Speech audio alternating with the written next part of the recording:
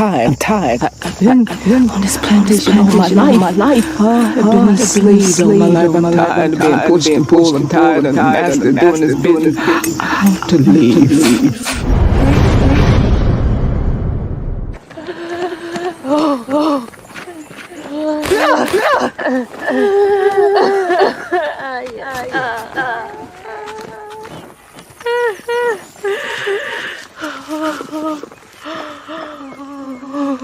You're doing this to yourself.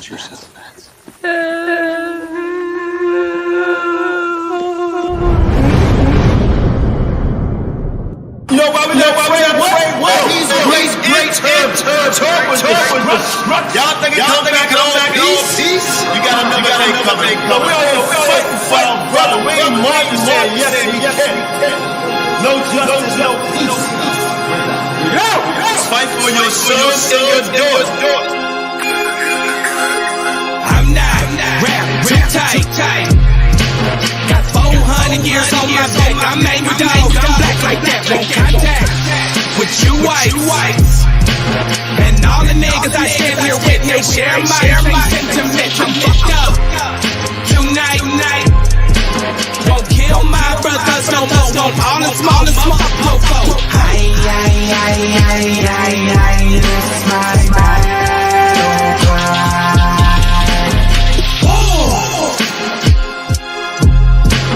Isaiah 14:21, that ancient version of that gun. They stole our name, they stole our shit. We real Jewish, motherfuckers. Lord. Generals, your soldiers. We fight tonight like we supposed to. They inherited lies. I'm referring to all white. I'm referring to riches, white privilege, living through genocide. And they gotta pay for that. God say Jacob gon' take it back. I cry aloud, I spare not. This good bread, my sharecrop. This lily grew through concrete. We march the ox on drum beat. We the chosen. No inclination to kick it with y'all. Raise Babylon to the ground, then watch it fall. Obadiah said you'll be wiped up for theft. These are just words. Worry about what come next. For Negroes, Latinos, we better than all, not equal. My natives know red dot that feather. Me primo be smooth like that leather. Until it's time to bring the war dogs out, put the headdress on. War paint and I'm not rap too tight. Got 400 years on my back. I'm angry dog. I'm black like that. Won't contact with you whites. And all the niggas I stand here with, they share my same sentiments. I'm fucked up tonight. Won't kill my brothers no more. Won't all the smallest motherfuckers. This my battle cry. I got the spirit of grandfathers past. Front porch sitters, Nat Turner dangerous. A real life illustration of angry and Nat painting. Of Malcolm staring out the window with patience. One hand on the curtain, right hand on the AK spit 47 rounds, all to bring down Satan. Same way Abel was killed by Qanath. Will be an introduction from the fuck shit into the fire. Probably join the list of artists who died before they retired. Most High said I'm higher. Sire will never spit a line aimed at my kind. That's meant to uplift. Toughness will be redefined in my rhymes. A squad of men with the spirit of God, with an affinity to point their weapons not at the brethren but at the enemy. Khaki colored kids baptized in the flames of combat fashion. In the trap we escaped. Our fate was to be great and noble. Moses reincarnate, so be hopeful and know I bring word to Pharaoh and white folk let my people go, cause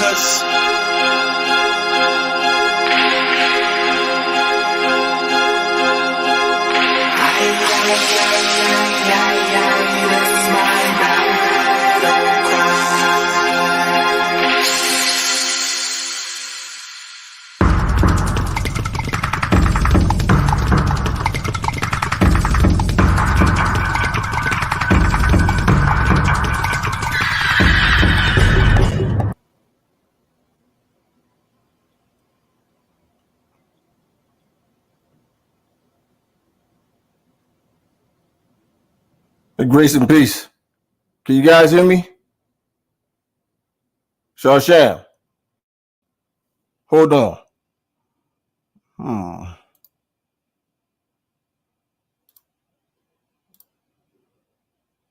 Grace and peace. Okay, I'm good. All right, let's get started. First, I'd like to say shalom to everybody. Grace and peace be unto you. And this is your brother Yehuda Ben Isaiah of F.O.P.E. for our people edification. And tonight or today, this morning, we decided to continue a part 2, F.O.P.E. biblical and historical early century sources proving Israel to be or Negroid part 2. Okay, part 2. So let's dive right into it. Let's go to the presentation to continue part 2 from last night. Okay.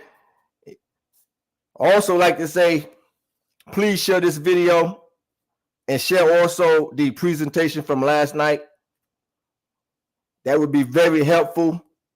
Okay. Make sure you get the likes up. That would be very helpful as well. So let's dive right into it. Again, this is F.O.P.E. biblical and historical early century sources proving Israel to be all Negroid or all Negroes. Okay, as we stated before, the nation of Israel never did a metamorphosis. That is a lie from the bottomless pit. That is a lie that we all know that came out of what is called today One West. Okay, listen, there are things that One West taught that was good,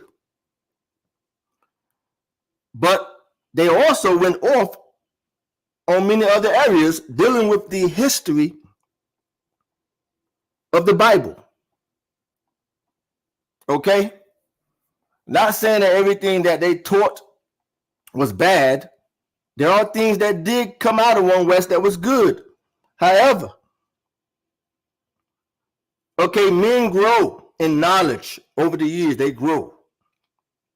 Okay, there are many things that I believe AREA did not know, and the elders of One West did not know. I believe there are many things that AREA did not look into. I believe that AREA did not completely read scriptures as he was supposed to. He was a man who taught his disciples, his students, precept upon precept, witnesses upon, well, not really witnesses upon witnesses, but precept upon precept. That's not the correct way to study, especially when you're dealing with scripture. Precept upon precept is not the correct way.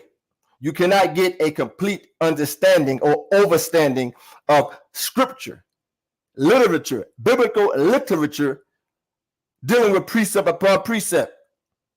And that's where I honestly believe the teachings that came out of One West, I believe that is when they went off with the precept upon precept, as they say. Okay. So, with that being said, let's get started.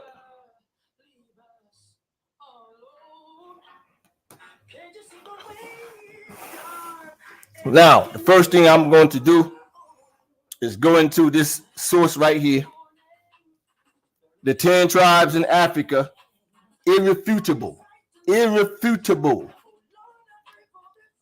Now, in 93 CE, the historian Josephus knew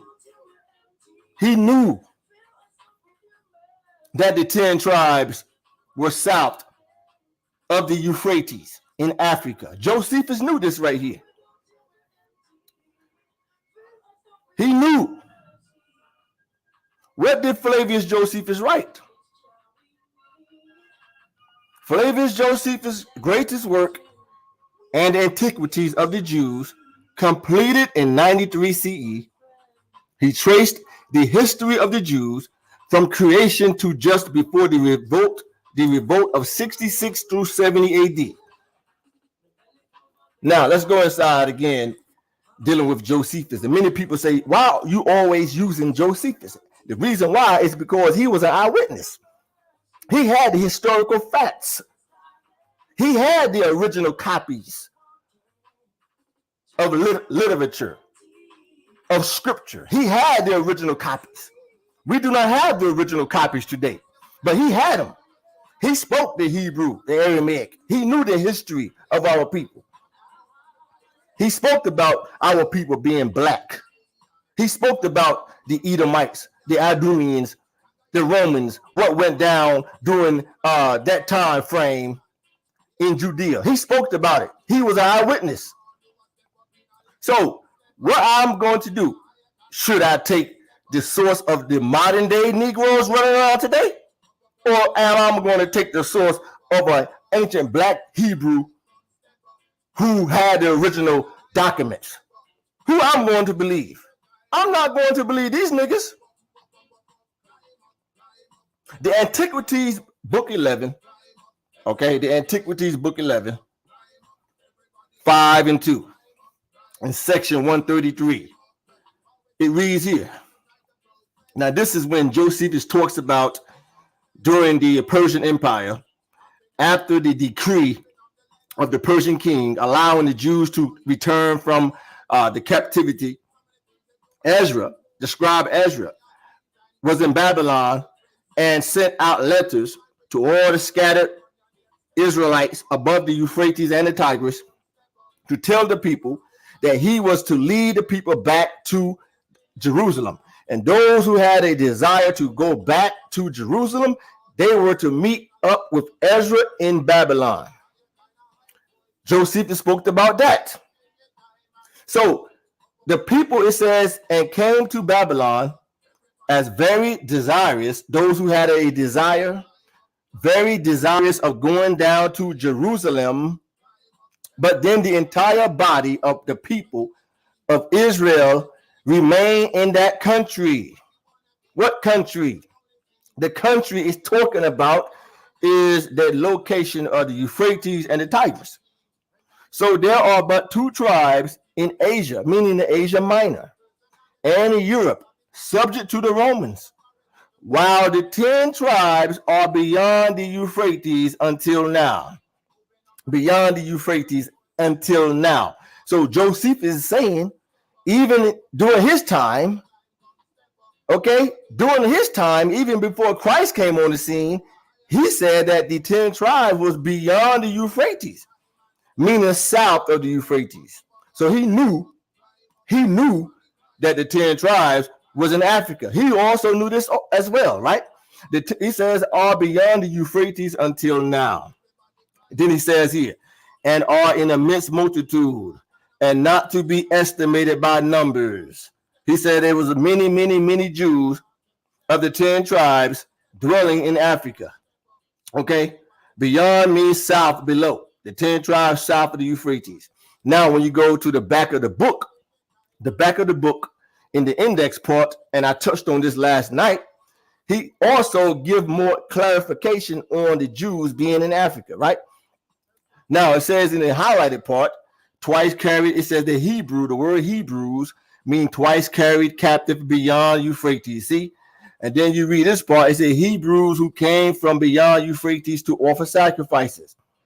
And this part here, it says the 10 tribes live outside the Roman Empire. They live outside the Roman Empire.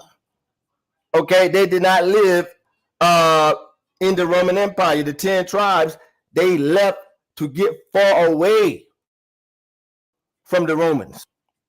They wanted to get as far away as possible from the Romans. So they went outside the Roman Empire. And then it says here, only 2 tribes under Roman, rebellion among them. But basically, again, it says that the 10 tribes, they lived outside the Roman Empire. Okay, outside the Roman Empire. Now let's look at a map again. The 10 tribes lived beyond the rivers of Ethiopia, in the Horn of Africa, away from the Romans. Why would they go up in this location of the Roman Empire? Why would they do that? No, they went away from the Roman Empire, beyond the Roman Empire, meaning they went into Africa. You see the red part here, the reddish brown color right here, all this location here, all of this location was the Roman Empire.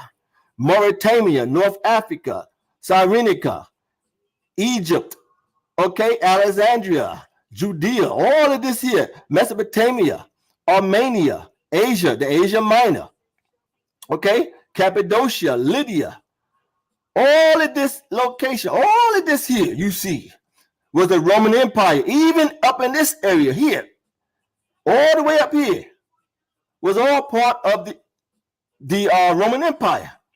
So the 10 tribes, they went beyond, away from the Roman Empire. They wanted to get away from the Roman Empire. So they went deep into the Horn of Africa. Okay, they went deep into the Horn of Africa.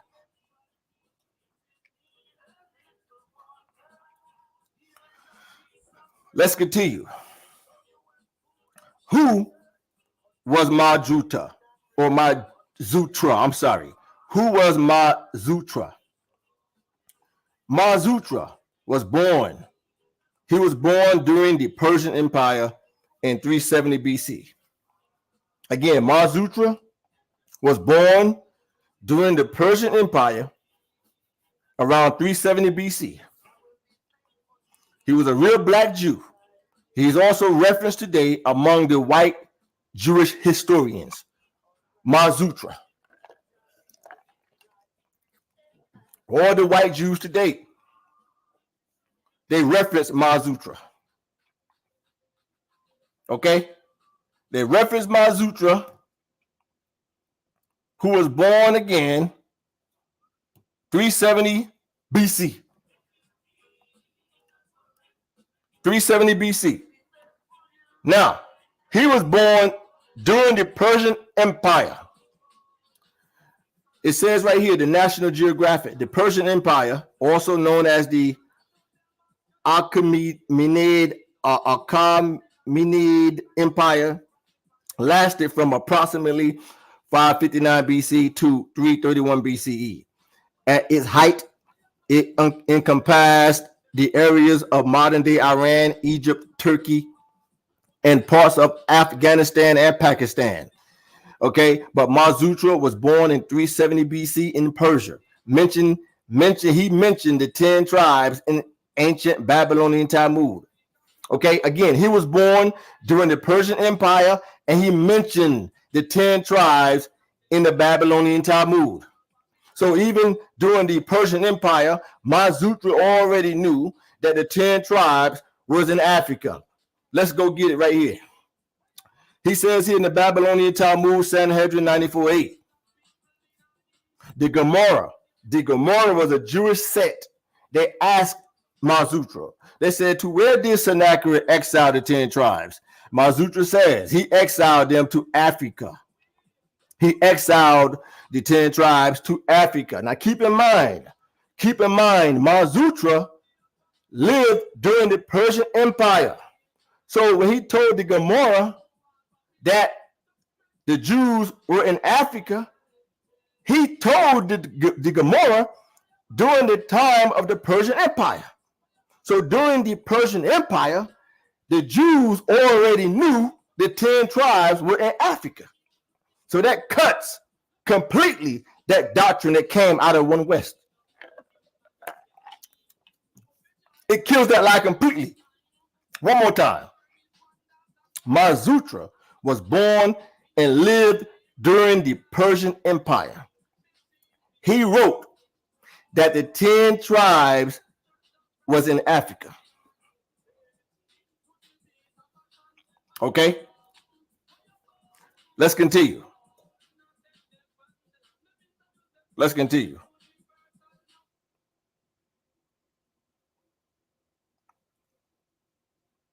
Beta Israel. Let's touch on Beta Israel, right? Did you know that the Beta Israel had a kingdom called the Kingdom of Simeon? One more time. Did you know that Beta Israel had a kingdom called the Kingdom of Simeon? I bet many Negroes don't know that Beta Israel had a kingdom once called the Kingdom of Simeon. Why? Because the tribe of Simeon also was dwelling in Ethiopia.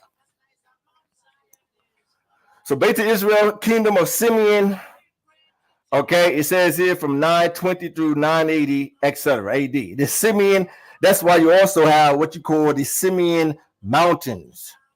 The Simeon Mountains in Ethiopia. Okay, the Kingdom of Simeon.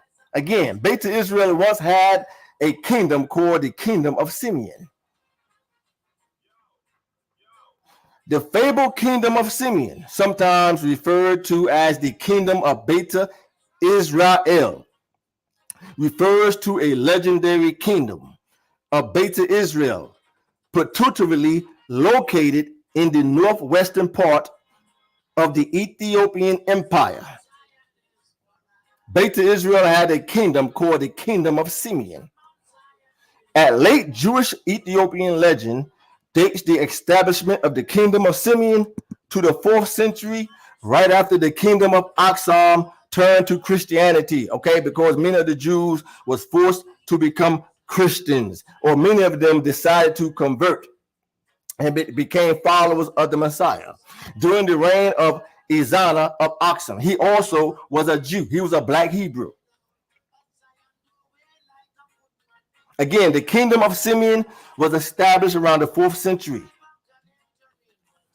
What you see here is an image of the Simeon Mountains in Ethiopia. The Simeon Mountains of Ethiopia. Okay? Because we all know Scripture says that God's people are dwelling from India to Ethiopia. The Simeon Mountains, also spelled Simeon, S-I-M-E-N, and Simeon, S-E-M-I-E-N, the northern Ethiopia, northeast of Gondar, in Amhara region, are part of the Ethiopian highlands. They are a World Heritage Site and include the Simeon Mountains National Park, etc. So you had the Kingdom of Simeon, and you had the mountains, or you have the mountains of Simeon today, the Simeon Mountains today. Now let's continue. Let's go into the early century Jewish source called the Sepharia. The Sepharia, a living library of Jewish text. Let's go inside. Now you see this white convert Jew right here. This white convert Jew is named Elijah ben Solomon Zalman, known as the Vilna, Gaon, or Elijah, or Vilna, or by his Hebrew Arkanan, or Ranam Hagra, or Elijah ben Solomon Zalman, was a Talmudist, Halakhic, Kabbalist, and the foremost leader of Gnostic Jewry of the past few centuries. So he was a respected white rabbi. He was born in 1720 and died in 1797. Okay, he also has students. He had disciples. Okay, and let's see what his students did. His students wrote letters to the lost 10 tribes. Again, this white Jew, his students wrote letters to the lost 10 tribes in the 1700s. So in the 1700s, the white Jew also knew where the 10 tribes was located. Okay, they also knew where the 10 tribes were located. So his students' wrote letters to the lost 10 tribes of Israel, right? Now let's go read the letters of his students. Again, this is from the Jewish Sepharia. Okay, the Jews in the 1700s, the white Jew in the 1700s wrote letters to the 10 tribes. Now let's read the letters that they wrote. It reads here: a letter sent by the elders of the rabbis of the Ashkenazi community. You see that? Hold on for a second. Let me see something. I want to see something real quick here as I continue. I just want to check something, make sure something is okay, make sure everything is right here. Okay, here we go. Again, I hate to keep repeating myself, but Elijah ben Solomon, a white convert in the 1700s, his students wrote letters to the 10 tribes. And they have copies of the letters till this day. Let's read now to see what his students wrote when they wrote letters to the 10 tribes. It says, a letter sent by the elders of the rabbis of the Ashkenazi community in the land of Israel to the Bnei Moshe, AH, and the 10 tribes. Again, the Ashkenazi community wrote letters to the 10 tribes because they all knew where the 10 tribes was located. They knew. Written and presented by the great sage, knowledgeable in the hidden and revealed. Remember now, this is a letter that they wrote. The great light, our teacher, Israel, author of the book, Taklan Hatin, and appointed head and leader of the Ashkenazi community, known as the Meresh Purishim, in the city of Tab. May it speedily be rebuilt in our days. Amen.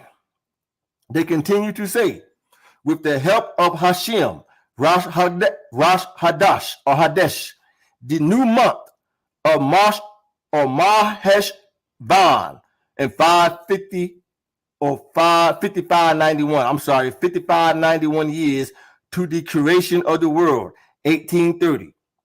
In the land of Israel, the holy cities Jerusalem and Hebron, and the holy city in Upper Galilee of Moses, which is a gift and the inherited portion to our brothers, the children of Israel. But how can they be the brothers of the children of Israel when they just said they from the Ashkenazi community?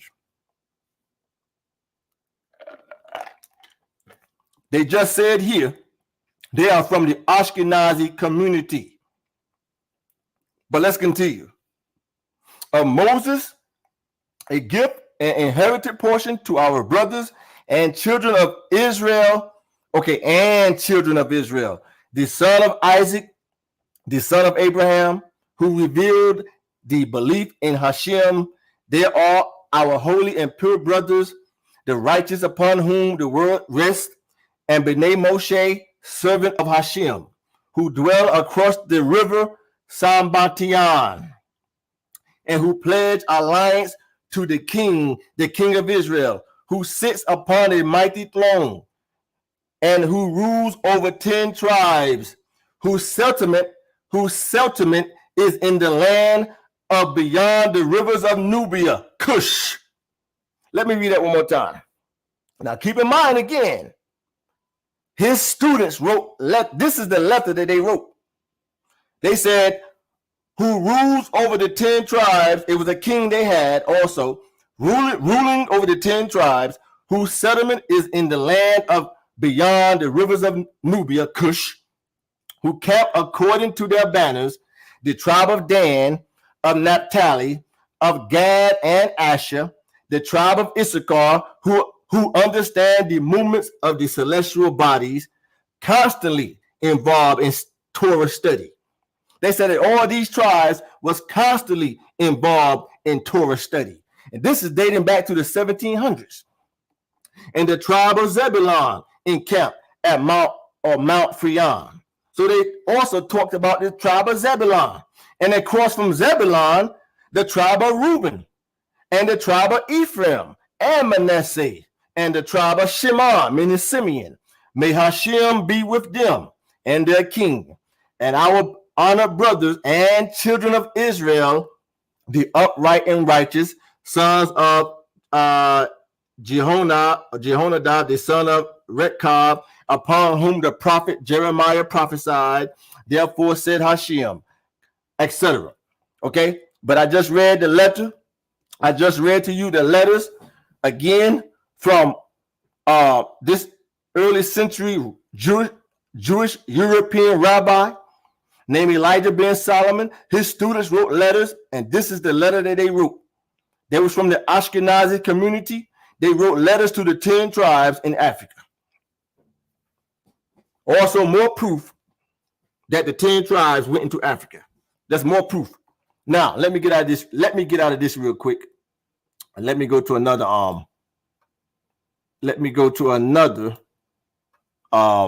bear with me for a second. I want to go to another.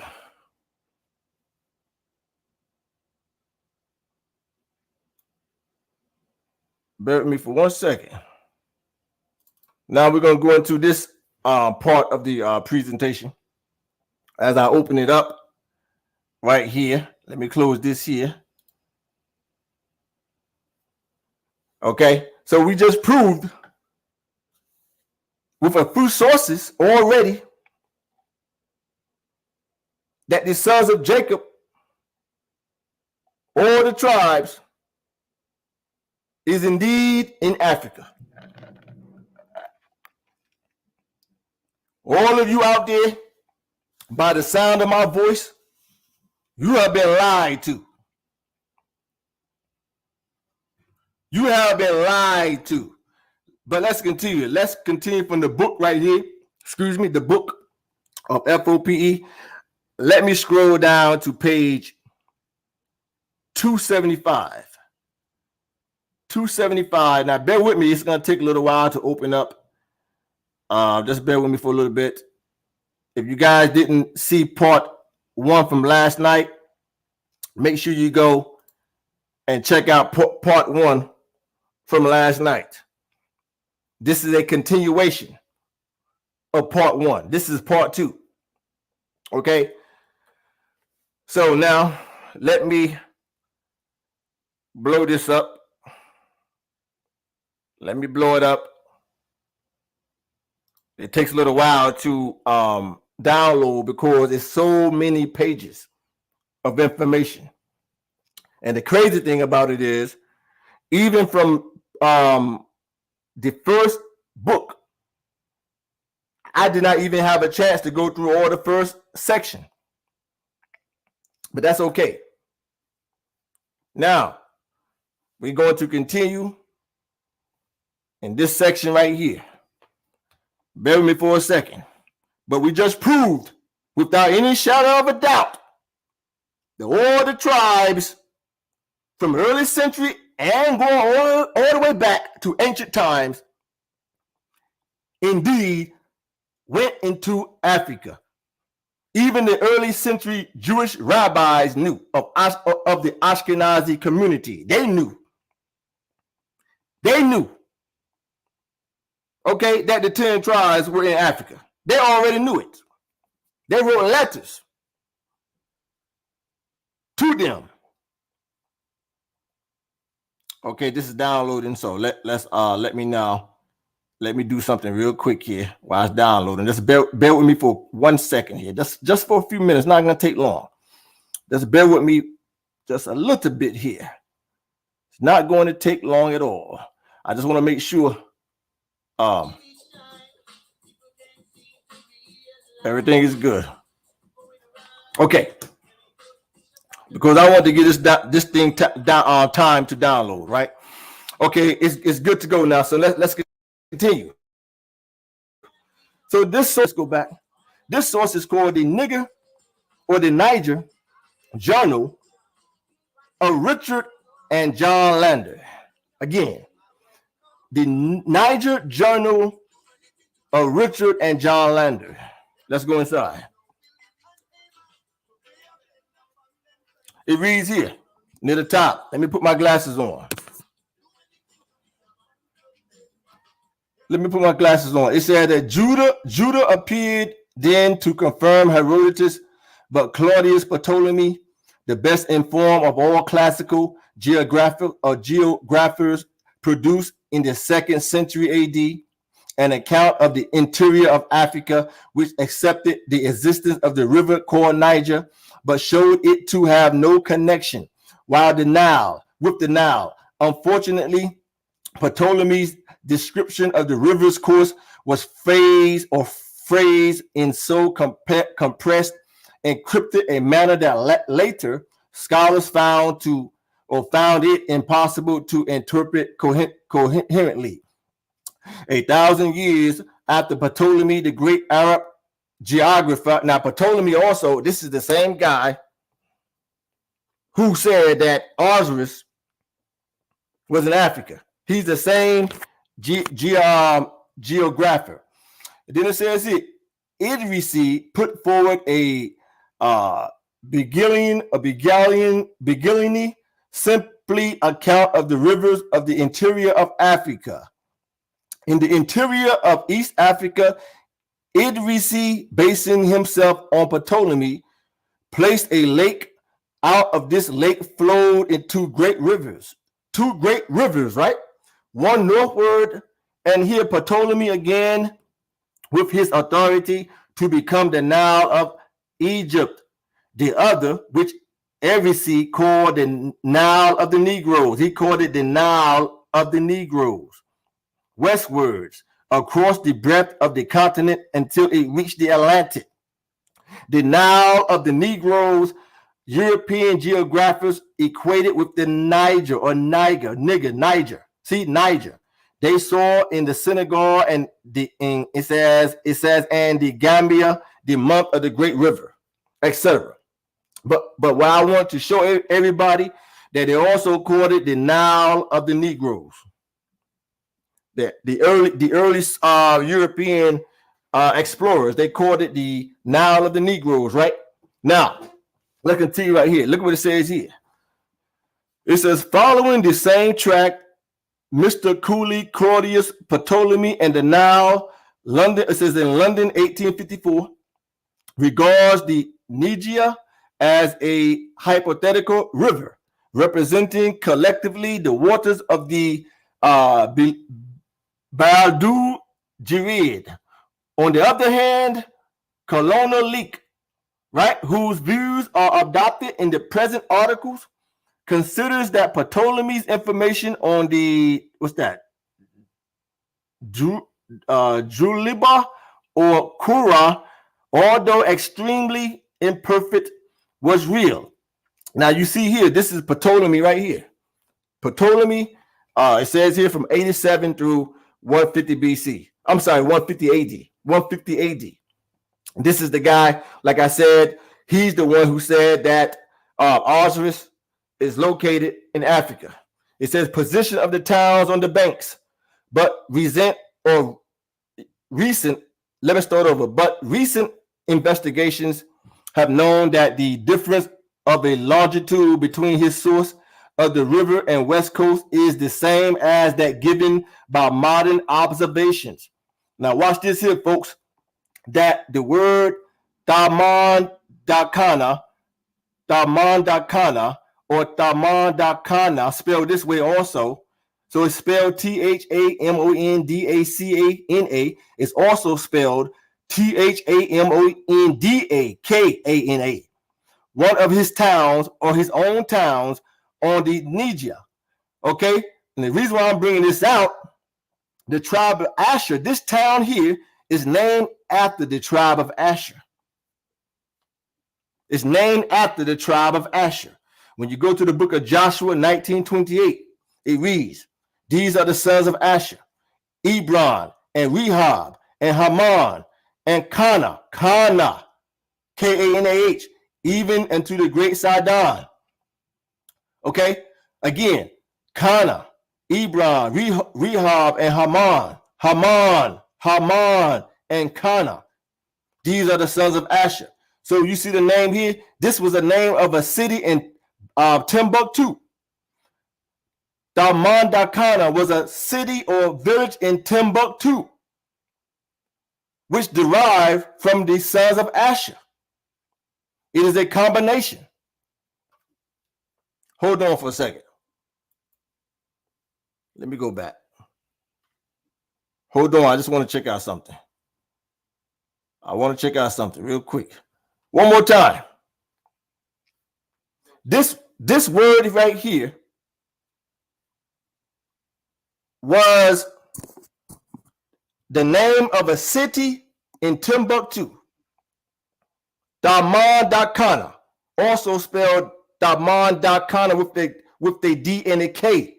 It's spelled two ways, okay, which derived from Joshua's sons, Haman and Qanath. Okay, therefore you had a city in Timbuktu called Dalman-Dakana. It says here, one of his towns of the Niger or Niger, concise with Timbuktu. See, as laid down by Jomad from Kali. But I just want to show everybody that this city derived from the sons of Asher, also proving the 10 tribes went into Africa. See, a lot of people don't know that. Go look it up. The city of Dalman-Dakana was located in Timbuktu. The name itself derived from the sons of Asher.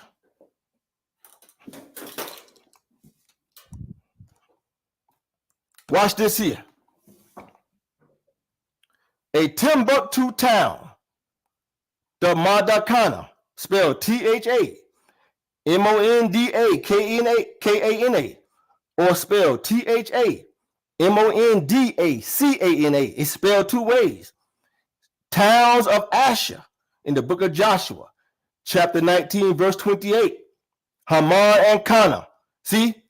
Spelled Haman-Dakana. Therefore, that's how this word derived as a city in Timbuktu.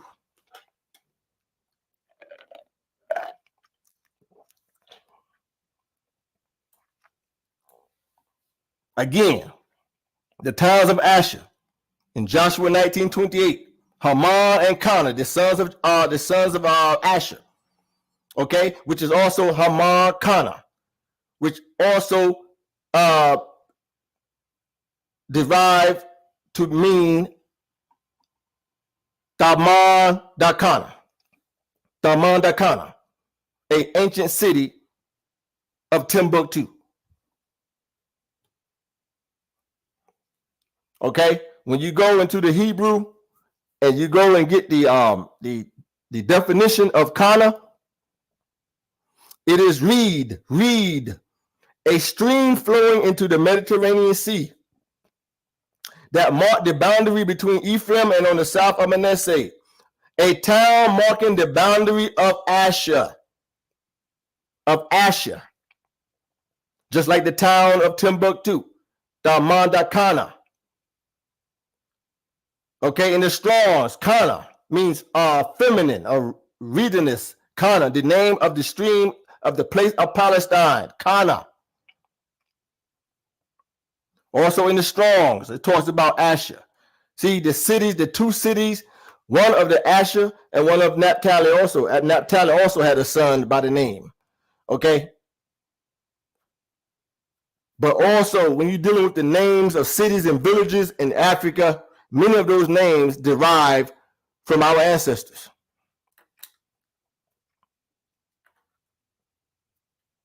Haman means warm springs, a town of Asher, right? A town of Asher. Kaman or Kaman from warm spring, Kaman, the name of 2 places in Palestine. Again, let me go back one more time.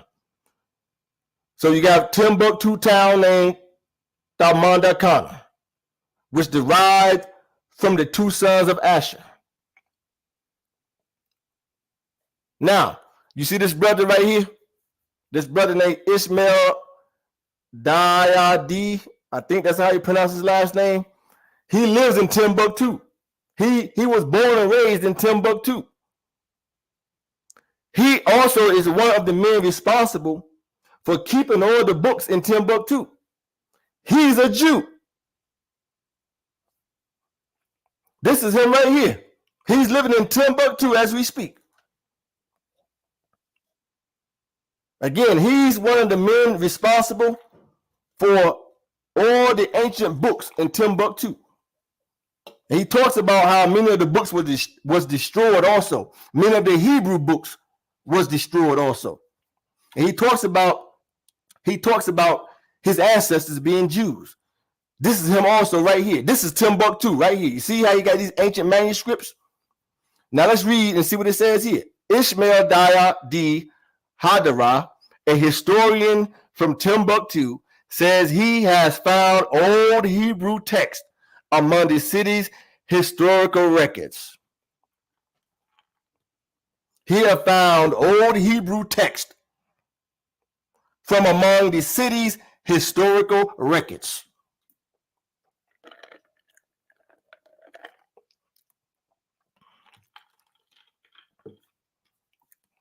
He also researched his own past and discovered that he is a descendant from the Moroccan Jewish traders of the Abana family.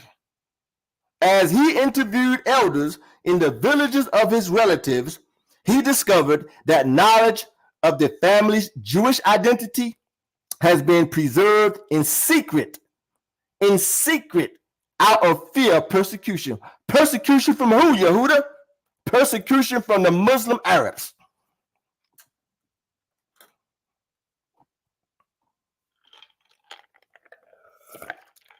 As I take a sip right here, my drink right here.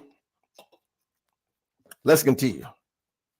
This is the brother right here also in Timbuktu. Look at all these ancient manuscripts.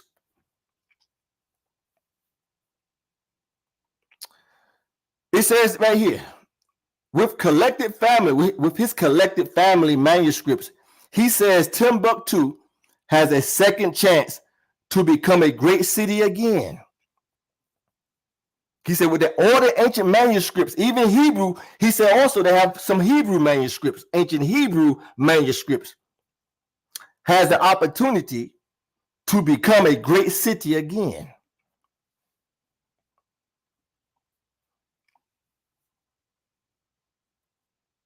Let's continue. Now, this is a source also, the ethnic ambiguity and the African past. The African past. And this is another old source right here on the right side. The Palestine origin of the Ephics or Ephics. The Ephics or Ephics. Again, the Palestine origin of the Ephics, spelled E-F-I-K-S. Let's go inside. The Palestine origin of the Ephics. It shows you the history of the Jews' migration and how they went through Egypt, okay, beside the bank of the Nile River, which is also called the Negroid River, as I just showed you.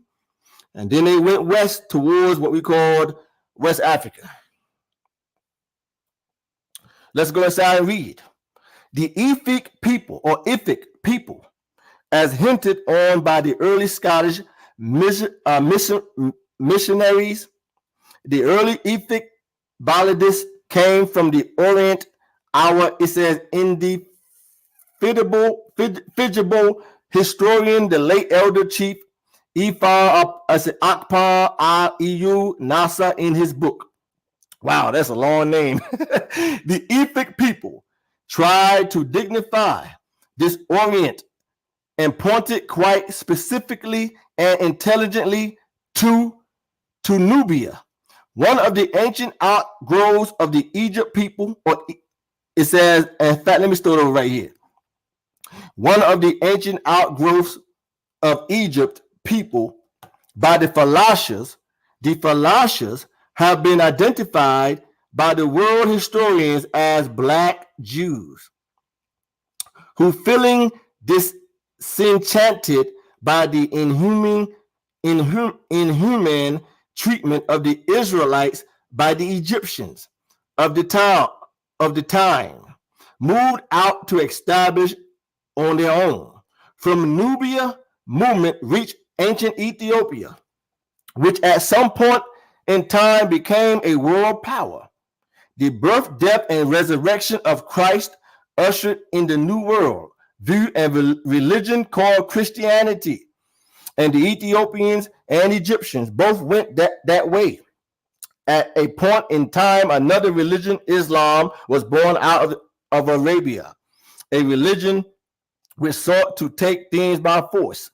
It swept through Egypt and conquered it with lots of death on its toll. When the Ethiopians, the Falashas, heard of the intention of the Muslims to invade Ethiopia, majority of their ancestors pulled out, and thus began the famous migration story of the F.O.P.E people. So the F.O.P.E people also come from the Falasha, or the Beta Israel. Why? Because the 10 tribes or many Jews all the way back to the time of Jeremiah, they always went south beside the Nile. They went to Ethiopia, Kush. Many settled in Kush for many years, but they said because of the fear of the Muslims, they decided to go west and became known as the F.O.P.E people. These migrations took them through Sudan to Lake Chad. The word Chad also, folks, derives from the Hebrews, Chad, where the group became fragmented and went into different regions. The peoples now called Iran and Iran went into Cameroon. Some went into Ghana. Some went into Ghana. The word Ghana itself has Hebrew origin, which derived from Ga, which the tribe of Gad also derives from. Ghana. A lot of people don't know that. Others went to Congo, right? In Equatorial Ghana. Another group into present-day Nigeria. Many Black Jews in Nigeria through Adamawa.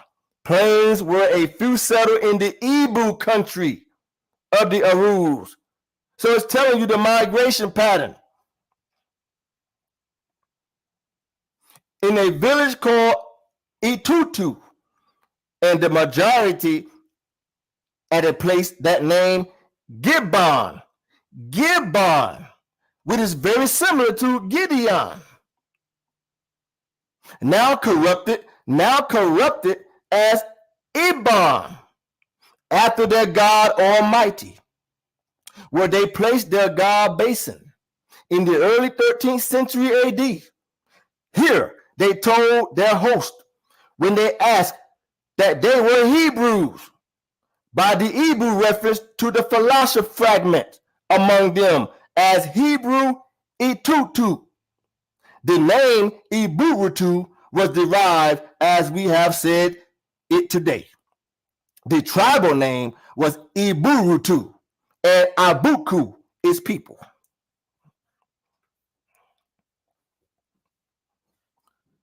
As we continue, I'm feeling really good this morning. Feeling kind of good. Got me some sleep last night. Oh, what book is this? Somebody said, what book is, let me go back, brother, I'll show you. This book, brother, is called The Palestine Origin of the F.O.P.E. The F.O.P.E, folks, used to be part of the Beta Israel. They was called Falashas by the Hamitic peoples, The Hamitic peoples in Ethiopia, they gave Beta Israel that name. It means strangers, wanderers. It is an insult. That name is an insult. So the people of the Ephics, they derived from Beta Israel when they decided to go west because they was afraid of the Muslims coming down to Ethiopia. So this is the book right here, folks. You guys can take a snapshot if you want to. I'm sorry, sis. I'm not bad. I'm not bad, sis. I'm sorry. I see you. Okay. 613 Torah faith, sis. Okay. I'm sorry about that. I didn't know. But you see this brother sitting in this chair right here? He's also part of this the Hebrews. The Ephics, which derive or come from Beta Israel. Beta Israel is a mixture of all the tribes. That's why I showed you the tribe of Simeon. They had a kingdom called the kingdom of Simeon. You also have what you call in Ethiopia till this day, the Simeon Mountains. You can go to Ethiopia and ask any Jew, where's the Simeon Mountains? They'll show you. These are some brothers right here, are the Ephics. They still keep their Hebrew tradition till this day. Till this day.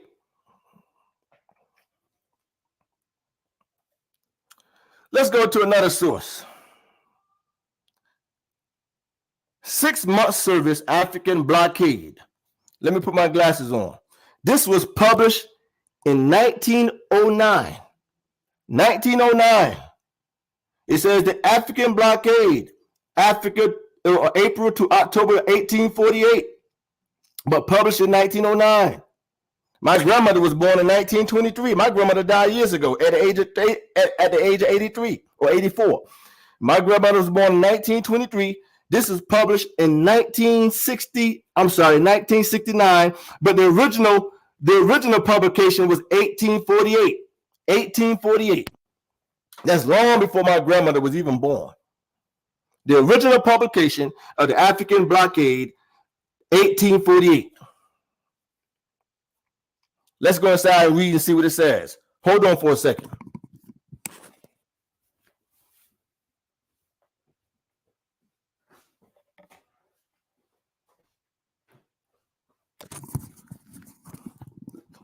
Let's go inside and see what it says.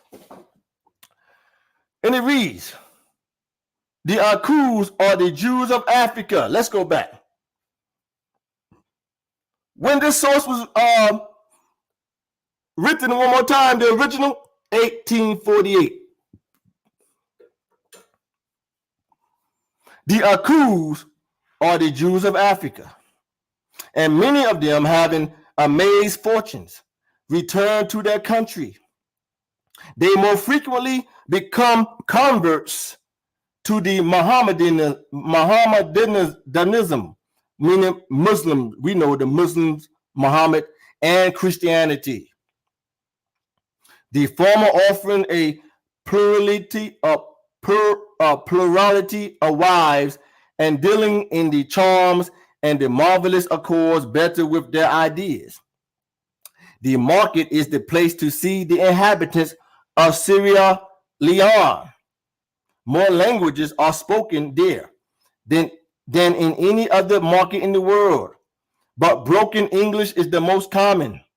The good humor and ready wit of the Negro are remarked at once. Okay, so it said these Akus are Jews, they call them Negro, are marked at once. The good humor and ready wit of the Negro are remarked at once. It is, however, dangerous to get into conversation with them, for beg you for a fipence massa is sure to end the palaver, and whether given or not, they always go away laughing. Okay, so he said it was very difficult to speak to them, though. This white man who visited, what year was that again? 1848. And this is the image of them right here. This is the image of the Akus right here, these black Jews. This is a vintage photo right here.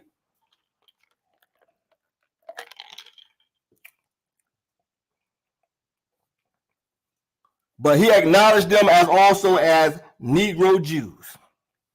Let's blow it up now.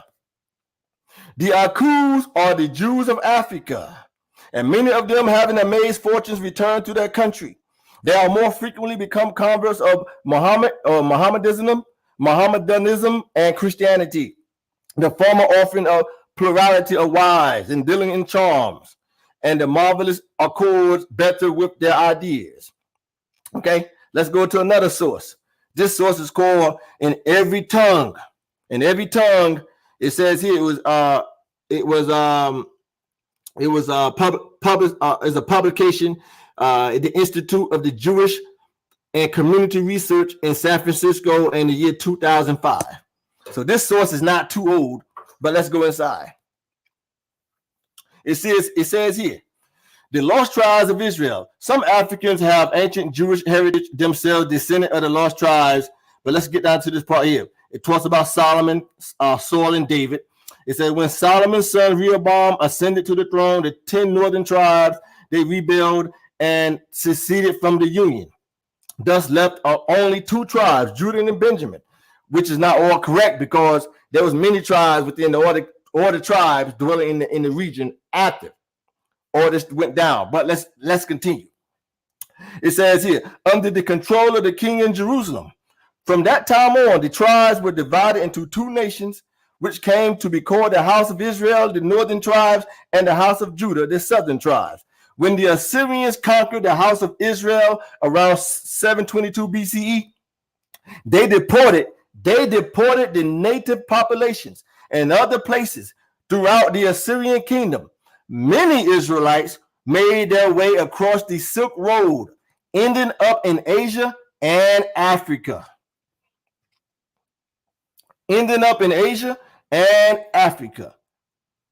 Okay.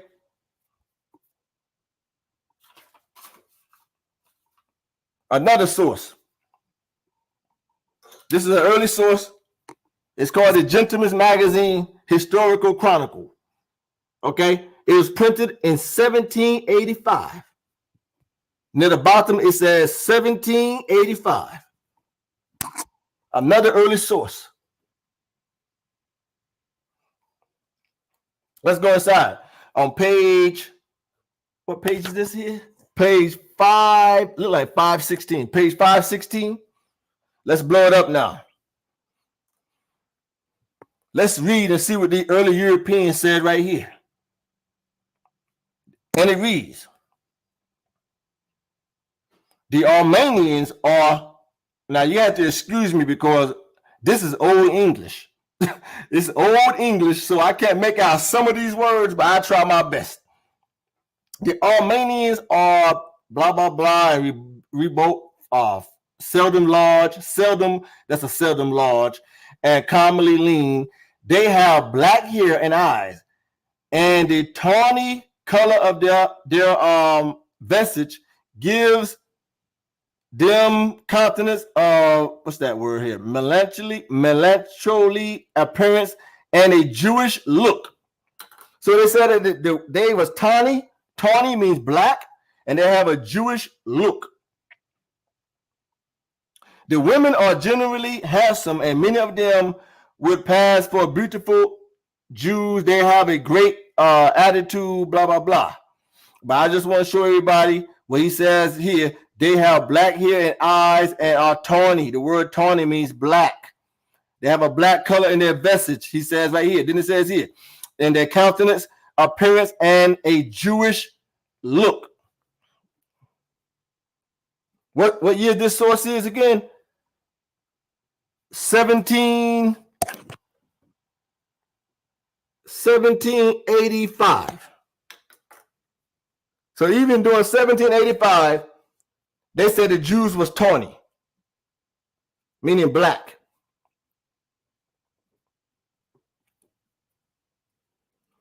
Let's read a little more. It says here. So it says that the women, blah, blah, blah, nearly in the same manner with the men, adding only a few feminine ornaments about their heads. There is no difference between the clothing of the what word is that? Look like maroons. I don't know. I can't make that out. Either way, let's continue. The females are in generally very handsome. Besides a good perfume and fine, whatever that is, they have cheeks, blah, blah, rosy cheeks, black eyes and hair, and yellow nails. Their ruddy complexion, talking about these Jews, their ruddy complexion, however, is generally artificial, and they paint their cheeks very much. Their black pomatum is made of whatever that word is right there. Like I said, this is old English, so I'm having a hard time reading some of these words. Either way, it said they have a ruddy complexion. Okay, then let's jump down here. Let's see what they say. They it said their blah blah their eyebrows. They talk about their eyebrows. They talks about with the coal of their burnt almond. It says for blacken their eyes, they buy a black powder, etc. But it talks about how these Jews, the women, how they put on makeup and all that kind of stuff. But the point I want to show people is that they was ruddy. There was a ruddy complexion and tawny complexion. Both of those words mean there was a black skin color. Ruddy means reddish brown. I'm a professional artist. I have a BFA in art. The word ruddy is reddish brown. Black people, we are reddish brown people. We have a reddish brown complexion.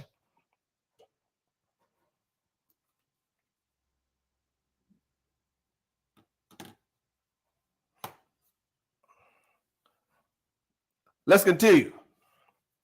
What we see here, folks, this is a head. This is a figurine head of a Yemenite Jew. This is a real Yemenite Jew. His name was Avram Menachov. Okay, he was born in Russia. He died in Israel, right? It says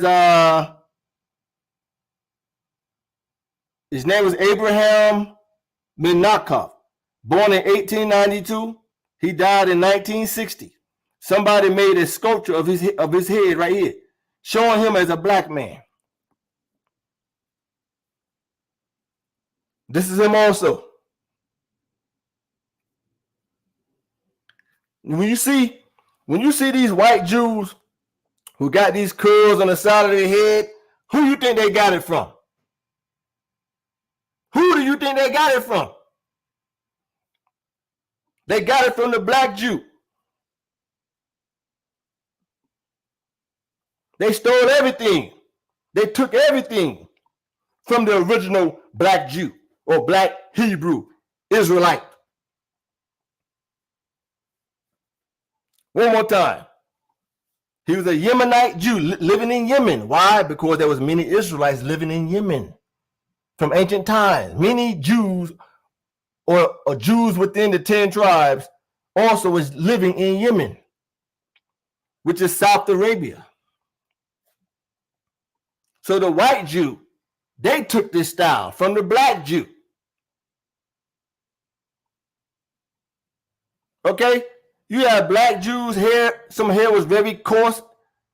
Many black Hebrews have very thick, bushy hair. You got many black Hebrews whose hair is curly. You have some black Hebrews whose hair may be a little straight, but still Negro.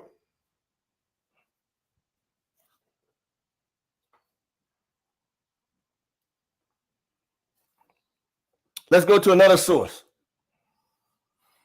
A gentleman of color from Oxford in Great Britain. A gentleman of color. Let's go inside and read and see what it says. Okay, so this is from Oxford in Great Britain. It says here, William da Costa, 1808 through 73, was probably, this is what they wrote, was probably of Jewish as well as African ancestry. So this guy named was William da Costa of 1808 was probably of Jewish as well as African ancestry. The da Costas had been prominent prominent members of the Charleston Jewish community since the 1700s. But they even acknowledge this guy that have Hebrew ancestry.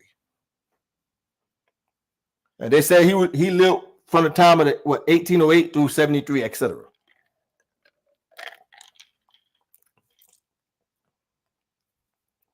Okay, was probably of Jewish as well as African ancestry. The Jews throughout history always have been considered to be a people of Negroid descent or Negro origin. Okay, the word Negro, in fact, I'm going to go back to go over some things we went over last night. The word Negro, whenever used in the early centuries, depicted also the Israelites. Another source, the Jewish nation of the Caribbean, the Spanish, Portuguese, Jewish settlers in the Caribbeans. Let's go inside. By Mordecai Abel, right? Let's go inside. It says here, Isaac Mendez Belisario Mendez was born in 1790 or 1800. Today, he is considered the national painter. He is considered the national painter of Jamaica. And his etching of Bevis Mark Synagogue of London is world famous. In Jamaica, he observed the black population, its culture and customs. He painted them in racial conscious Jamaica. He was quite exceptional, seeing the black community as equals with its own culture and folklore, right? Then it says here, hold on for a second. Oh yeah, but either way, this guy Mendez was a Jew. He was a Hebrew. He was a black man. It says again, in racial conscious Jamaica, he was quite exceptional, seeing the black community as equals, showing you that he was also a black Jew.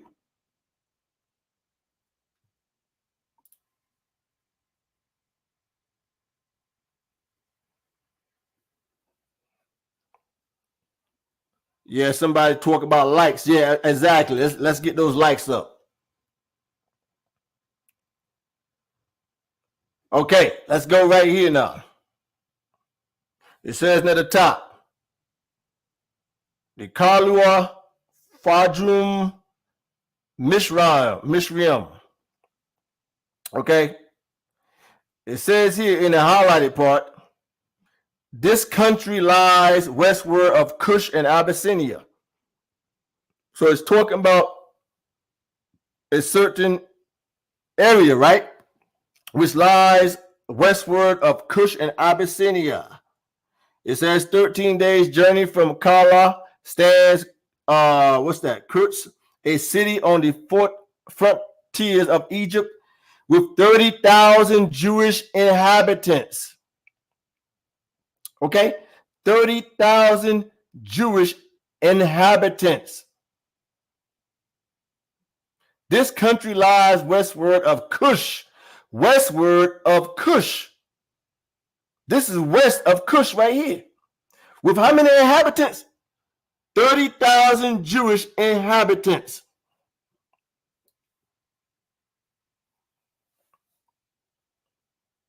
The Fujan 5 days, this is Pitan, contains about 20 Jews and some remains of the buildings erected by our forefathers. But it says one more time, just west of the Nile River, it says 30,000 Jewish inhabitants.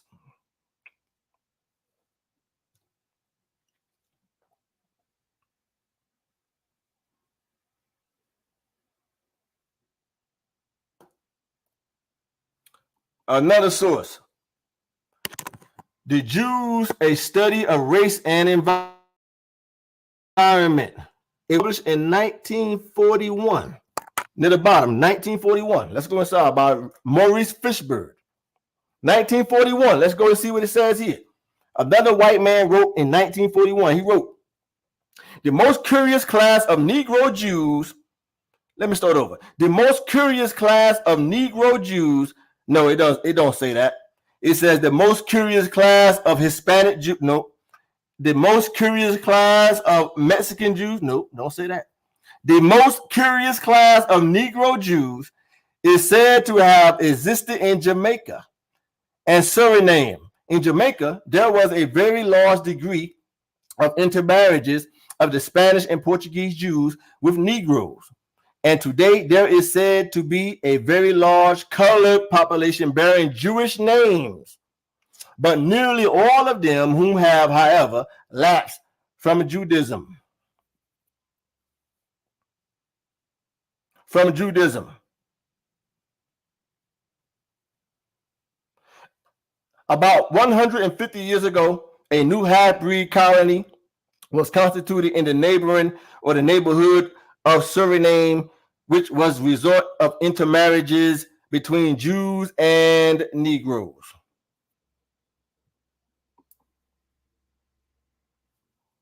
Okay, but the European always acknowledged the Jews as Negroes. Another source, Russia and the Negro. Russia and the Negro. The blacks in Russian history and thought. Let's go inside. Let's go inside.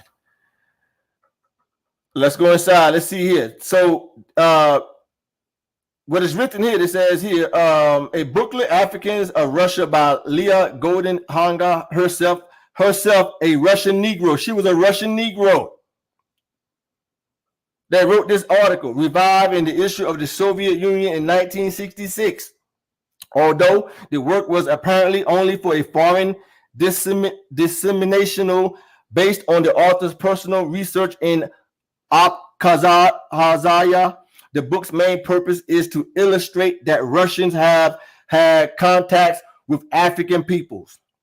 In relating to the story of the Abkhazian Negroes, she accepts the interpretation, blah, blah, blah, and the other Russian scholars, and adds that the presence of the Africans there should not be surprising. Since starting from the ancient times, slave trading colonies had been established on the Black Sea, okay, alternately by the Greeks, Romans, Arabs, okay, and Turks, etc. She notes, near the highlighted part at the bottom, she notes that the terrorist officials frequently listed the Negroes as Arabs and Jews. Okay, so this is a black woman who lived in Russia many, many, many years ago. She said that the Russians noted the Negroes as Arabs and Jews.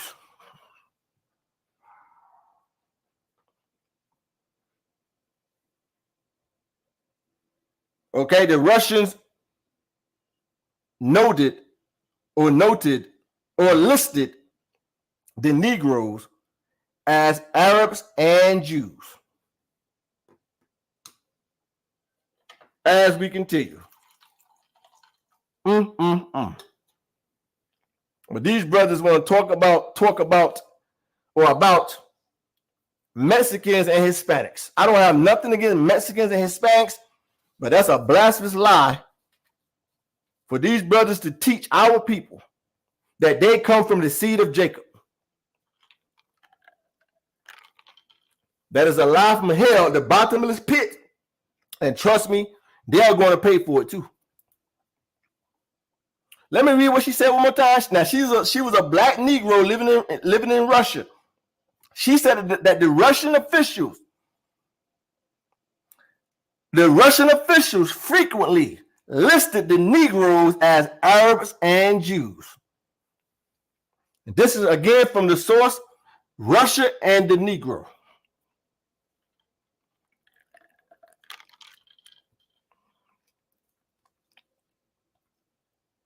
As we continue, another early century source the papyrus printed of the Society of the Papyrites and edited by Michael Mana, blah, blah, blah. This is also an early century source. This is an ancient source. Let's go inside. The colored Hebrews. Where I want to start at. Let's see. Let's see where I want to start. I'm going to be here for a while, folks. I'll be going back and forth with different slides. I'm just going to be here for a while just to edify our people. If you guys get sick of it, let me know. I end it. But I got much, much more. But let's read the highlighted part.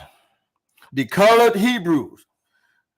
It reads, this is the source again, folks. This is another early source. This was printed. You see my cursor, folks? It was printed in 1905. This book was printed in 1905. Let's go inside now. Let's read the highlighted part.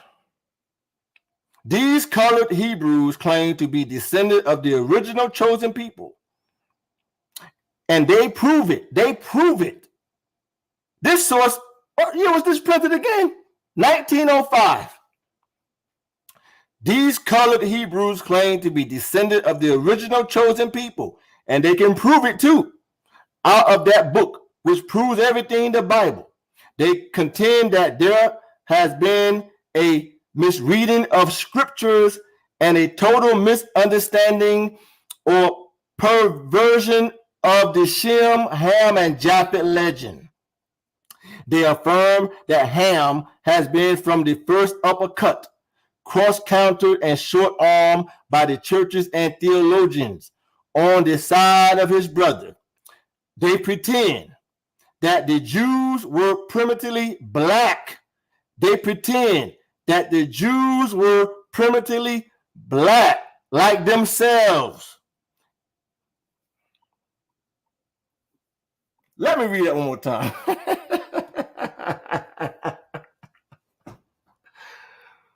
Boy. These dudes in these camps, man, it's sickening, man. It is sickening. This source is written in 1905. My grandmother was born in 1923, and she's been dead years ago. They pretend that the Jews were primitively black like themselves, and they adduce certain facial and physical points of resemblance between the Negro. They regard the Jews as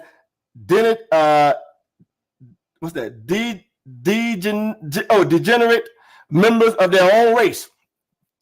Slouch off in the process. See, they regard the Jews as degenerate members of their own race. Slouch off in the process of evolution. And they view them in such the same light as the despised white trash of the South. The position taken by the colored Hebrews is extraordinary, to say the least. But to a candid mind, it seems quite a tenable as many others contentions as many other contentions held as established in the Bible. The colored Hebrews, wait a minute, no, it don't say that. The white Hebrews, no, it don't say that. The Hispanic Hebrew, no, it don't say that. Don't say that. Let me start over. The Mexican Hebrew, no, don't say the Mexican Hebrew. The colored Hebrews are close observers of the Mosaic law and nearly all the ancient Israelitish customs governing the tribe and the family. It is not, however, certain that they have adopted the salutary practice of circumcision, which, if it has any virtue in keeping down that spices of pride that so often makes trouble for the male colored person, ought surely to be adopted. But in every other important detail, the black Hebrews are said to conform rigidly to the statutes given through Moses to the chosen people. And what year was this written, Yehuda? 1905.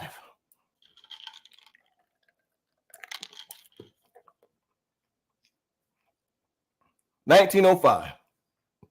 Let's continue. 1897. Educated African. The educated African Jewish man is conceptually confusing to the Americans. Let me repeat that one more time. In the year 1897, the educated African Jewish man, it was an educated African Jewish man. He was conceptually confusing to the Americans. 1897. Okay, now, in 1897, the Houston Daily Post. We're going to go read from the Houston Daily Post in 1897. The Houston Daily Post, a volume, it says in the year, the volume number 169, Monday, September the 20th, 1897. Let's go inside now. Now, what you're looking at here, folks, what you're looking at here, this is the Post, folks. This is the archive of the year 1897 and September 20th from the Houston Daily Post in Texas. You're looking at the archive, folks. Now what we're going to do, now you see this section right here? You see my cursor? On the left side, give me a thumbs up if you see my cursor right here before I continue. You see I got my cursor going round and round? Give me a thumbs up if you see my cursor. Somebody, please. Either way, right here, just above where it says international route, is an article about this man that came from Africa. Okay, now let's blow it up. Let's see what this article says right here. This Houston article. And what year was this article again? 1897. Let's see what these Europeans said here. Let me go back so you guys can take a snapshot. Take a snapshot of this article from 1897 from the Houston Daily Post.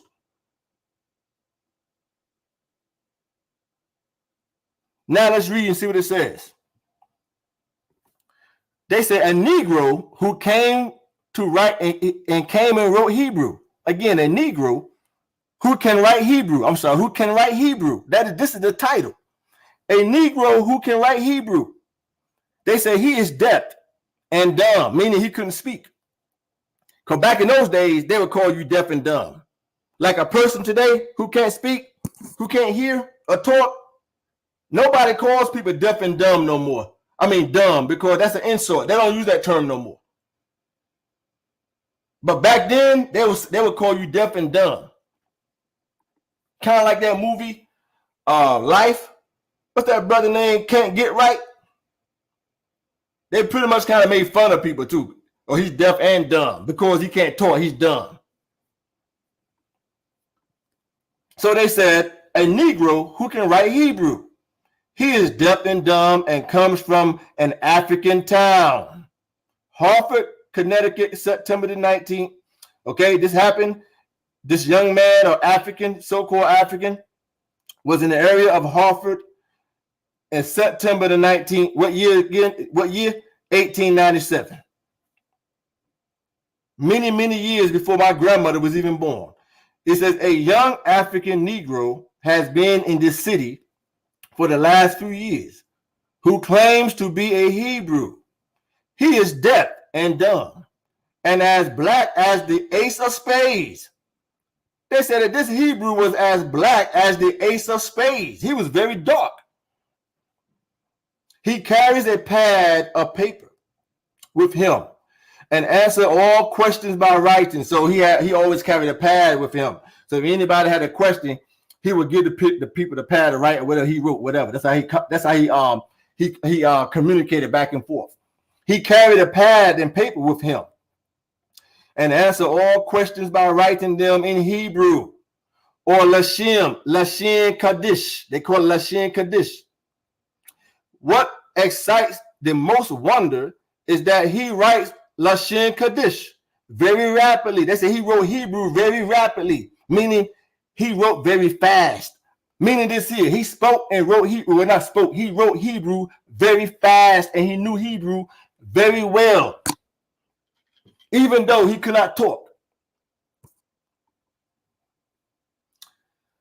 Then they say, it is the language of the books of Moses. Now remember, these are written by white folks in the Houston article, and is made a special study of, spoken and written with ease, okay, only by the rabbis and highly educated Jews or Hebrews. They say he wrote so good, he wrote the Hebrew so good that he wrote just as well as the rabbis and educated Hebrews. He wrote Hebrew that well. Let's continue. The Negro, talking about this Hebrew Jew, the Negro was sent to one of the rabbis of Harvard. So what they did, folks, when they encountered this black Hebrew, they sent him to a rabbi in Hartford, Connecticut, so he can test him, so he can see if this guy is really a Hebrew, who is perfectly satisfied. They said this rabbi was perfectly satisfied that he is a Hebrew. So they sent him to this white rabbi and said this white rabbi was perfectly satisfied that he is a Hebrew. He says that he came from a large town in Africa. This is what he told the rabbi. He came from a large town in Africa. How did he communicate? He was writing back and forth in Hebrew because he couldn't speak, but he knew Hebrew. He knew how to write Hebrew. So he told these white rabbis that he came from a large town in Africa, where there is a tribe of about 20,000 black Hebrews who speak Lashon Kaddish and are quite prosperous. He said in the large town he came from, there was about 20,000 black Hebrews.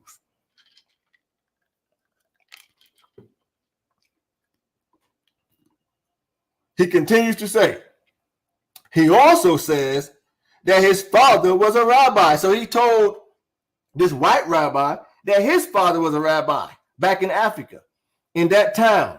And that is why his father took the trouble to teach him to write these languages, which needed an extra amount of labor on account of his being deaf and dumb. He says his people not only write Lashon Kaddish, but it is their speaking language as well. They speak the language of Hebrew of Lashon Kaddish as well. He left home a few years ago and has seen a good deal of the world. In each town he hunts up the Jewish section, and there they give him clothes, food, and money. What surprised him, he writes, is that no Hebrew knows of his countrymen in Africa. Let me read that last part. He said that no Hebrew knows of his countrymen in Africa. So what he's saying is this here. The Hebrew Africans, the blacks in America, they did not know. They did not know of his countrymen in Africa. Because many of the blacks, they lost their identities in the Americas.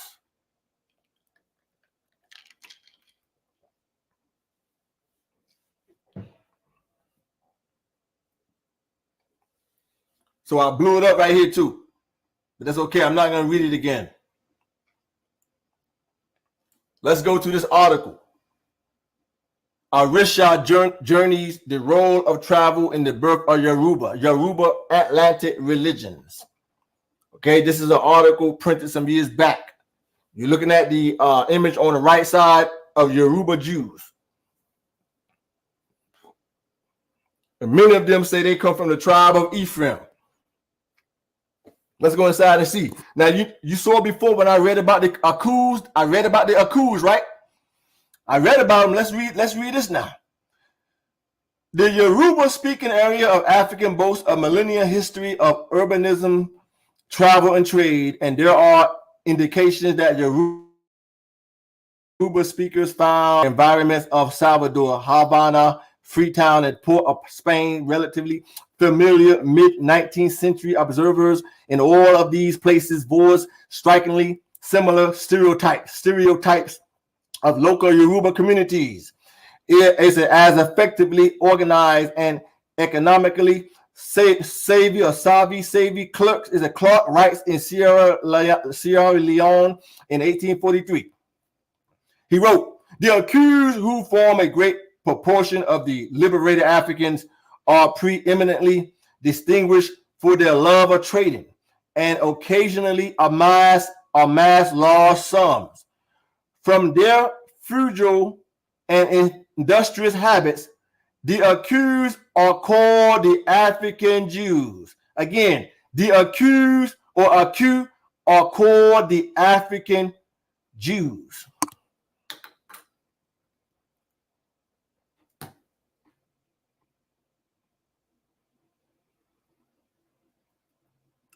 They are called the African Jews. Let me read it one more time.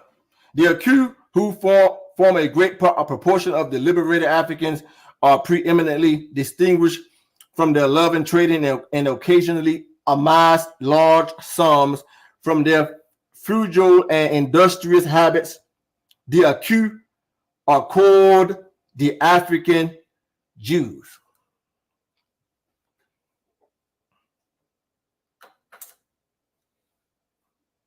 Let's go into another source.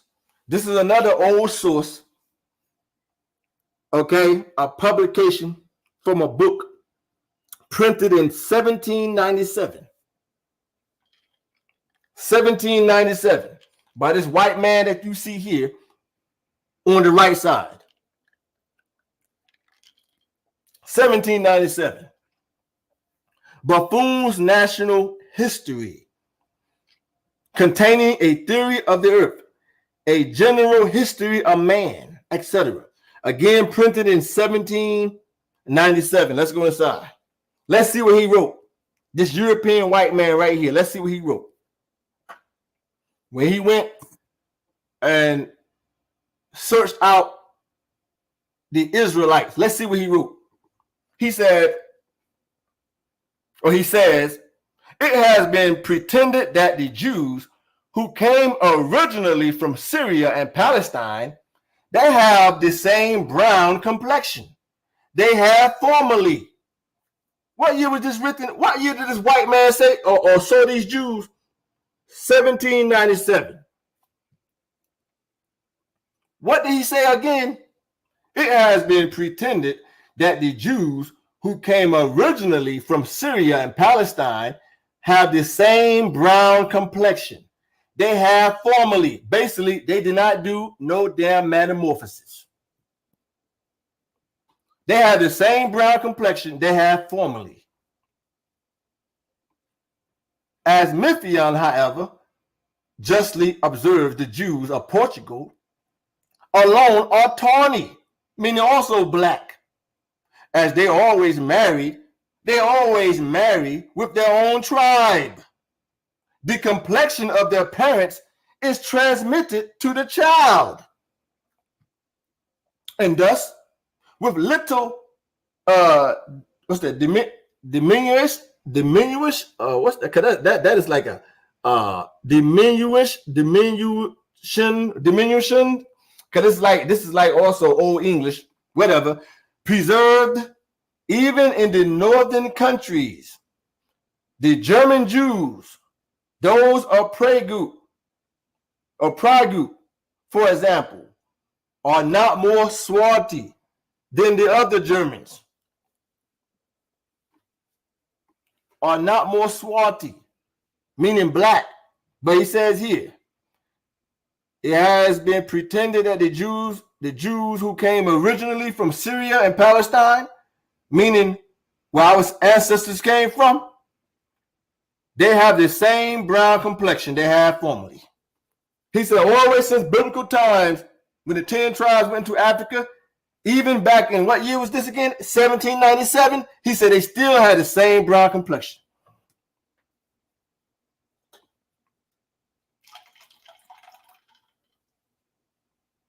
They did not do no metamorphosis. Let's continue. Now, this is an ancient coin of the Roman coin of Vespasian. Okay? You're looking at an ancient coin of Vespasian. And we know what the Romans did, right? Whenever they conquered, they always made coins to brag about their accomplishment after they was able to beat the Jews or destroy the Jews in the war. So this is one of Vespasian coins right here. Now on the left side, this is Vespasian. On the back of the coin, you can see the image of black Hebrews. Now let's get closer. You see, this is an image blown up. You see this man here? A black man.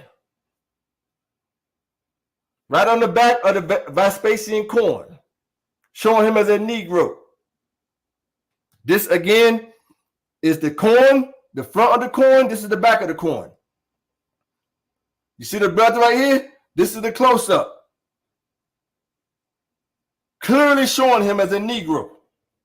So even the Romans depicted our ancestors as Negro.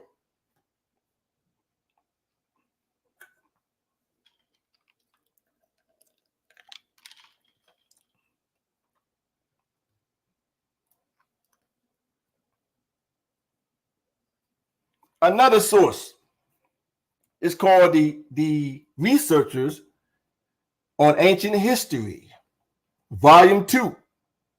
It was printed in 1819, published and printed in 1819. Let's go inside. It says in the top,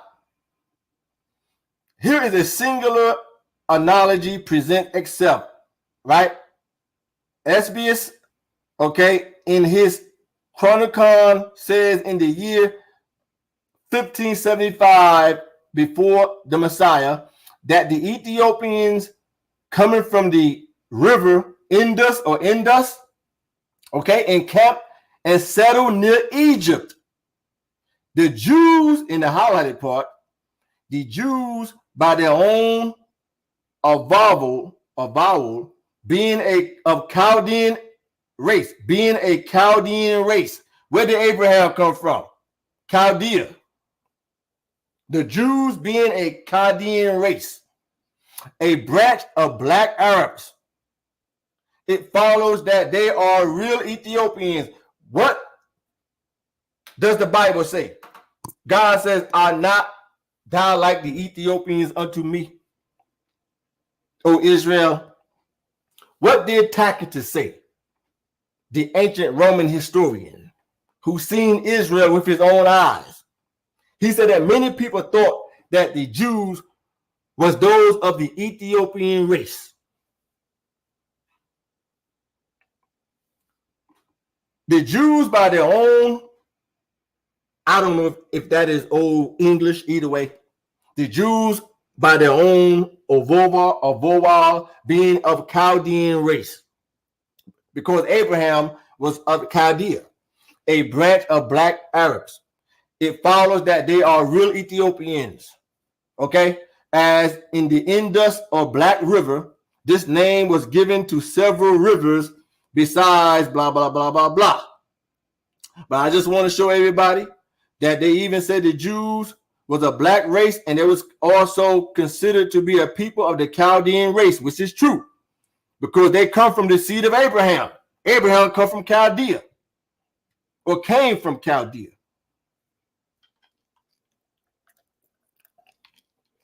And it said it was black.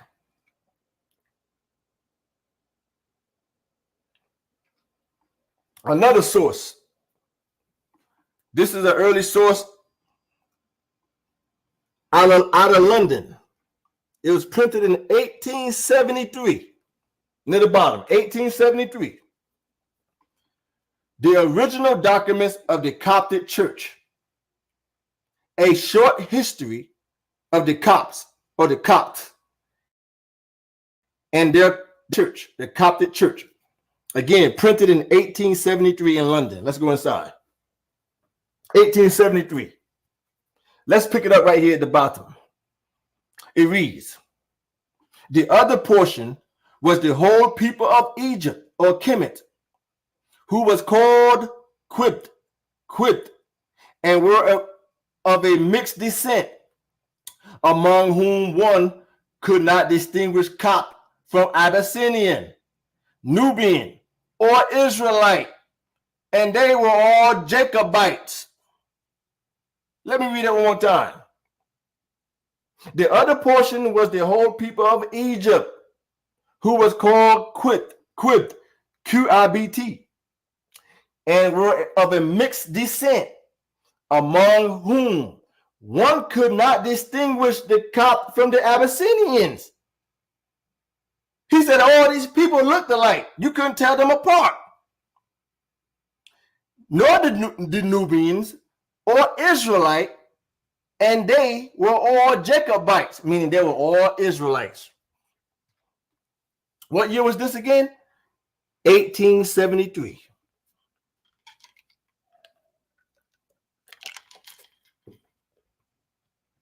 As I continue, let's continue. Another source, Jamaicans with Jewish family names. In the 19th century, this Caribbean island has several synagogues, and the Jewish community numbered more than 2,500 members. Not only about 200 Jews left, right? But it says Henry Coos says over the centuries, the island's Jewish population has been decimated by assimilation, immigration, and intermarriages. Nowadays, it says the Shir Shalom Synagogue often attracts curious non-Jews and even groups of Catholic schoolgirls on school trips. So this is a old synagogue, they say, even in Jamaica. Yet the island's, in the highlighted part, yet the island's Jewish heritage mysteriously survives in the family names of the black-skinned inhabitants. Okay? Henry Coos adds, this leads him to believe that Jamaicans with names like Levi, Cohen, De Costa, De Souza, and even his own name. Okay, Henry Coos must have some Jewish heritage, even if they don't know it.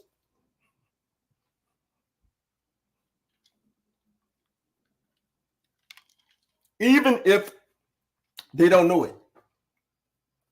Let's continue. The Negro, mulattoes, Spanish, and Portuguese Jews. Many of the Jews were mulattoes of the fourth degree. That is, very light-skinned blacks. Jews and blacks in the early modern world, right? But let's read the highlighted part here.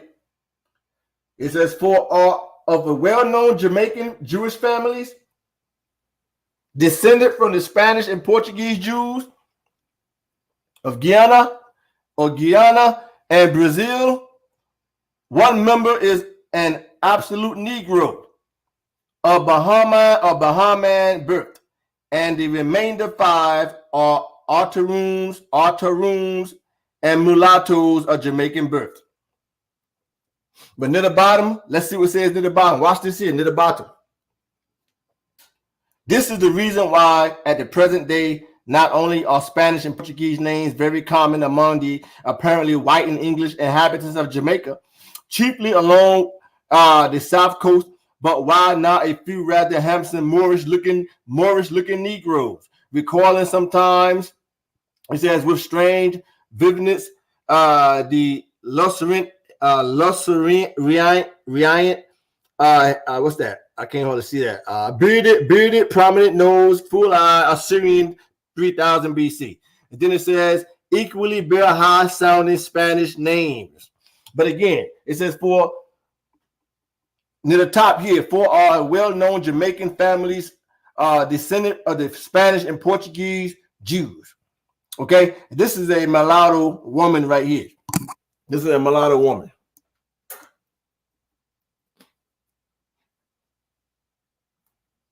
Let's go inside this book here. You know this guy, right? Joseph ben Jochanan, Dr. Ben, a chronology of the Bible. Let's go inside. Let's see what he wrote. He said, yet all this period were preceded by much more earlier fundamentals created and developed by the indigenous African people. These later on became the basic teachings of Judaism and then Christianity. For even Moses, the father of the Old Testament, was an African who used much of the ancient teachings of his fellow Africans of the Nile River, etc. But it says here, in the Great Lakes region's mysterious system of the Northeast and Central East Africa, he allegedly passed down to other African Jews that converted them into what later became the Pentateuch or the Old Testament. But what I'm trying to show people is our people always been considered to be black. Ain't no getting around it. Okay, this is also from a source, a book that I have speaking about the Negro. Okay, in fact, let's pick it up right here. It is possible that on the verge of the Arabia, the ancient basal stock of the generalized Negro party divided into two great streams of divergent immigration, one to proceed to Europe via Syria, and the other to pass through Arabia to Egypt and tropical Africa. In Arabia or in Egypt, it says it may be arose the difference between the long-headed African Negro and the rounder, shorter-headed Bushman, and last name becoming more habituated than his congeners to a life in arid deserts or scrubby open country. And then it says here, the African Negro was again differentiated probably in East Africa into three main varieties, etc. And then the bottom now it says here, the Jews are composed of 3 or 4 separate racial elements. The Asiatic Negroid strain shows itself occasionally in the curly hair, the long eye, the proportions of the skull, which is dolichocephalic. The Jewish hybrids with the Negro in Jamaica. Again, the Jewish hybrids with the Negro in Jamaica. Okay, reduce more strikingly the Assyrian type. Hold on for a second.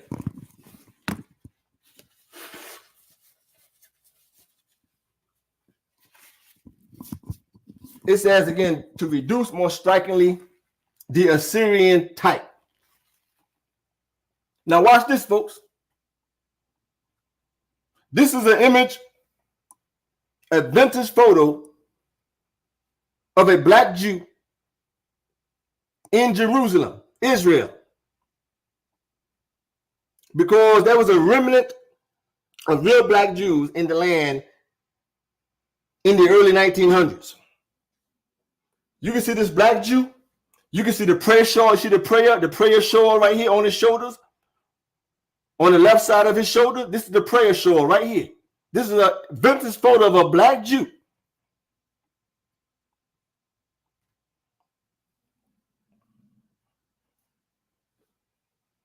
Another source, the flowering of the Maryland Palestinic.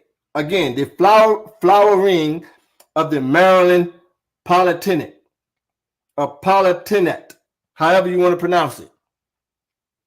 It says here, an intimate and objective history of the province of Maryland in the overthrow of the proprietary rule, it says in 1654.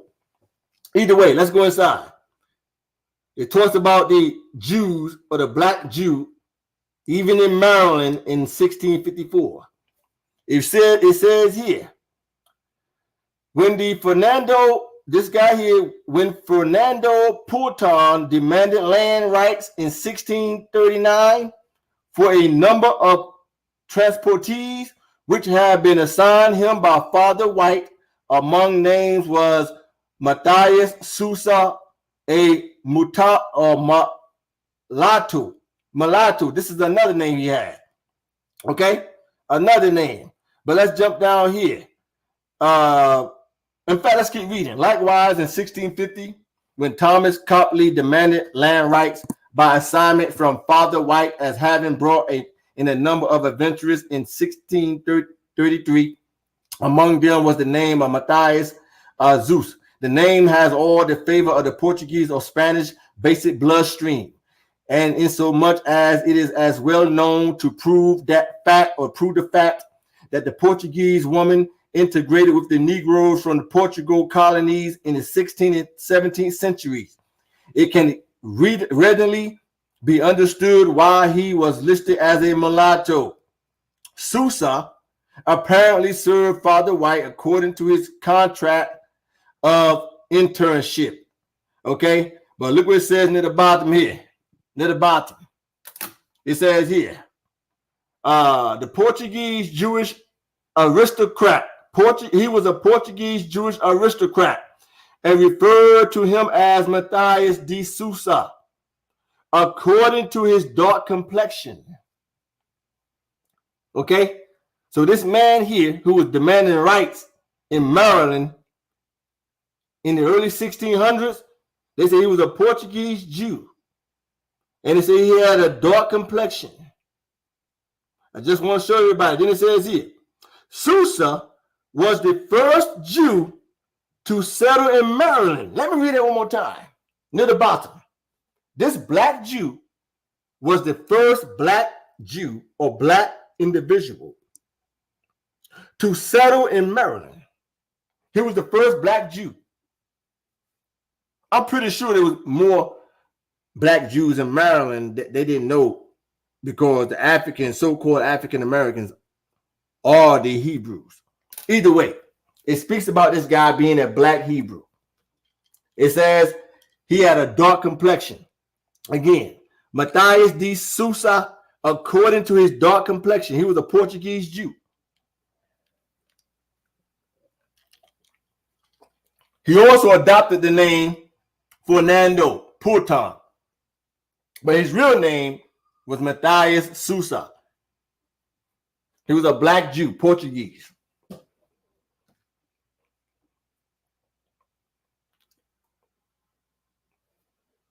Travels in North Africa. The North African Jews had African characters. The travels in North Africa. It says here, even those communities which at a given point in their history received a sudden and large influx of European Jews. See, talk about the European Jews too, which that's true, as was the case with the Tunis and the what's that word right there? The Tlimin have managed to retain their African character. So they say even though later on you see a lot of some white Jews start to migrate to Africa, that the original black Jews, they maintain their African character.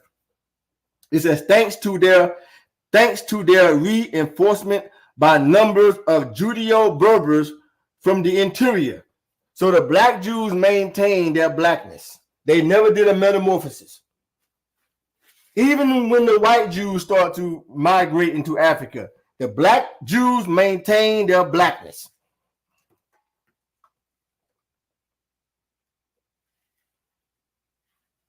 And what you're looking at right here is an image of a vintage photo of black Moroccan Jews.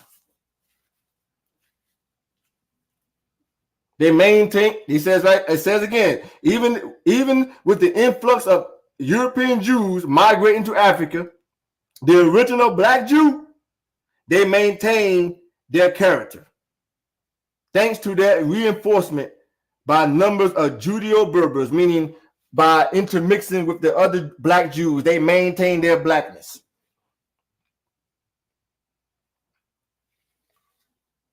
Man, I got so much, man. I got so much. It ain't even funny. But let's continue. If you guys want me to stop, let me know. I got so much, it's not even funny. Let's continue. This is a source printed in 1861. It's called Italy's Margins. You see these brothers right here?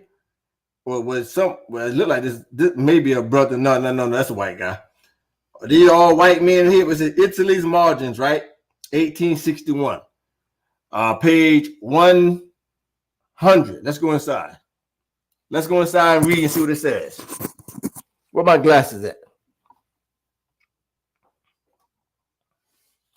Let's read and see what it says here. It says, similar, those who settle on the west coast of the Red Sea, it says, watch this now, are not black, but tawny or red. But now look how they play on words. Are not black, but tawny. The word tawny is black. The Jewish philosopher living around Lake Tana and in Habesh are not black, but copper colored. Copper colored is black. You see how they play on words in this source right here? It says the Argo are not Negroes, but are of a coarse tawny red color. Tawny is black. So even this source cuts his own self. The Gala speaks of a peculiar language, are very numerous, are not Negroes. There were also, however, Bruce wrote, the native black Africans are called the Abyssinians, Shakala, Bigla, and below. They are jet black. Wait a minute. They say first they are not Negro, then they say, but these are jet black. They strong made, woolly head, and thick lips. They are the Aborigines of the part of Africa. But this here, they try to play on words. When you read the word tawny is referring to black people. The word colored, coppered, or copper colored is referring to black people or people of color. So sometimes you have these Europeans who would try to play on words too. But many times they cut themselves in their own articles.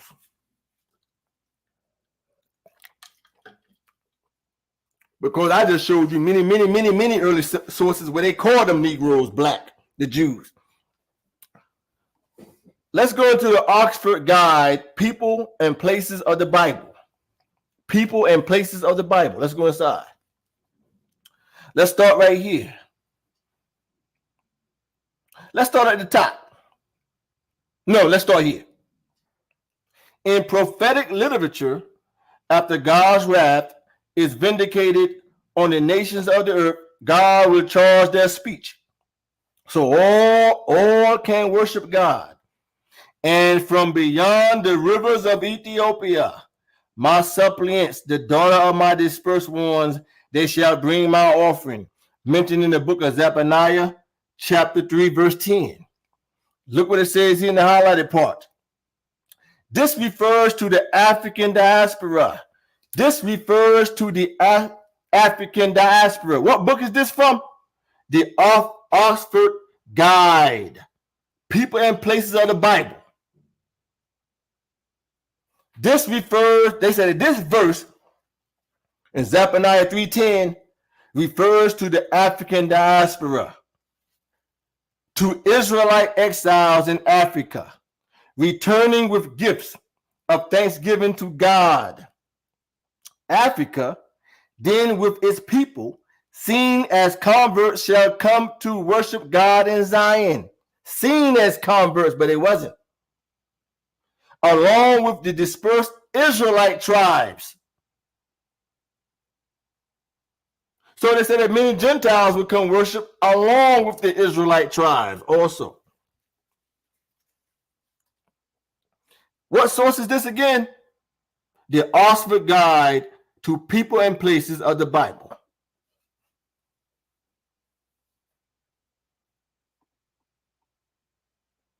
Naphtali said facts. That's right, Naphtali. Let me read it one more time for you, Naphtali. And that Tyler, you can order this book too. It's called The Oxford Guide to the People in Bible or Places of the Bible. And inside it says, refers to the Zephaniah 3:10. This refers to the African diaspora, just as your channel is called diaspora. Israelite exiles in Africa, returning gifts of thanksgiving to God. Africa dealing with its own people, or with its people, seen as converts, they shall come to worship God in Zion, along with the dispersed Israelite exiles. This is also in a source called the Oxford Guide, People and Places of the Bible. Let's continue. Another ancient source, or early century source, the New Geographical, Historical, and Commercial Grammar and Present State of the Several Kingdoms of the World. Okay, this is another early century source. I'm trying to get the year. I think I might have cut the year off by mistake, but this is an ancient source, though. I'm telling you right now, this is an ancient source or early century source. I think it may be in the 1800s, if I'm not mistaken. Either way, let's go inside. On page 589. 589, let's blow it up. Let's blow it up right here. It says, Africa once contained several kingdoms and states, eminent for the liberal arts, for wealth and power, and the most extensive commerce. The kingdoms of Egypt and Ethiopia, in particular, were much celebrated, and the rich and powerful state of Carthage, that once a formidable rival to Rome itself, extended her commerce to every part of then the known world. You got to bear with me because this is Old English. That's how you know it's an old source. It's Old English. Okay, so it talks about Rome and Carthage, etc. Let's continue down below that. Let's go to below. Let's go below. Let's go to the paragraph below. The inhabitants of the continent, talking about Africa, with reflect to religion, may be divided into three sorts, namely pagans, Mohammedans, meaning Muslims, Christians. The first are the most numerous, right? The pagans are more numerous. Then it says the greatest part of the country, from the Tropic of Cancer, it says to the Cape of Good Hope. Then it says, and there are generally black. It said the Mohammedans are of the tawny complexion, meaning black. It says right here in Egypt and almost all the northern shores of Africa. It says, or what is called the Berber coast or Barbary coast. The people of Abyssinia and Upper Ethiopia are dominated Christians, but retain many pagan and Jewish rites. They retain many pagan and Jewish rites. It says there are also some Jews in the north of Africa who manage all the little trade, that part of the country, etc. But it's basically showing you that all these people, they say, of the Mohammedans, of the Christians, Jews, etc., they said it was all tawny black people. They say right here, and there are generally black.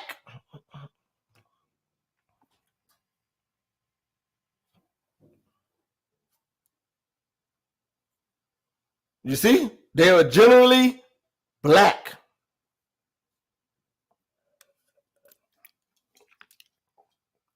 They said they dominated Christians, but retain their many pagan and Jewish rites. There are also some Jews in the North Africa.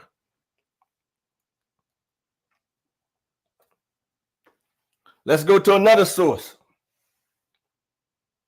The Catholic Standard and Times, Volume 3, number 17, printed in 1835, April 23rd of 1835.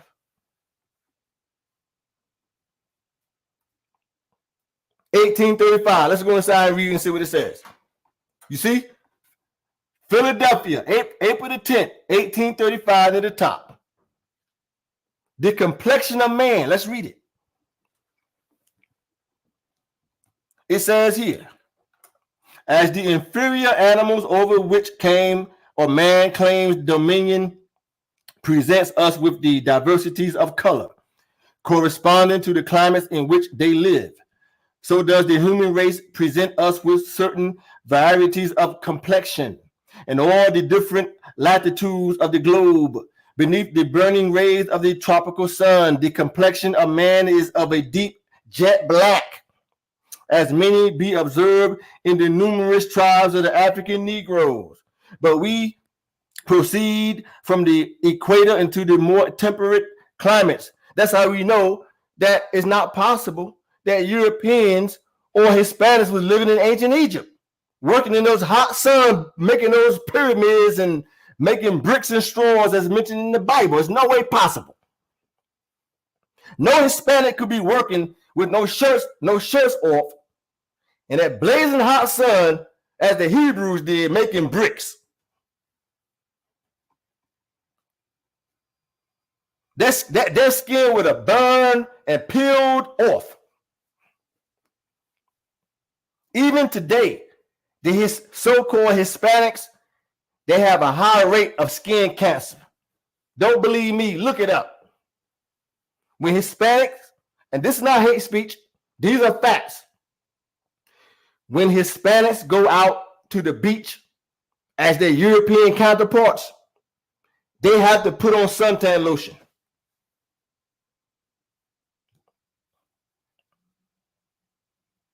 It says, and possess through all varieties of shade until it becomes delicately fair.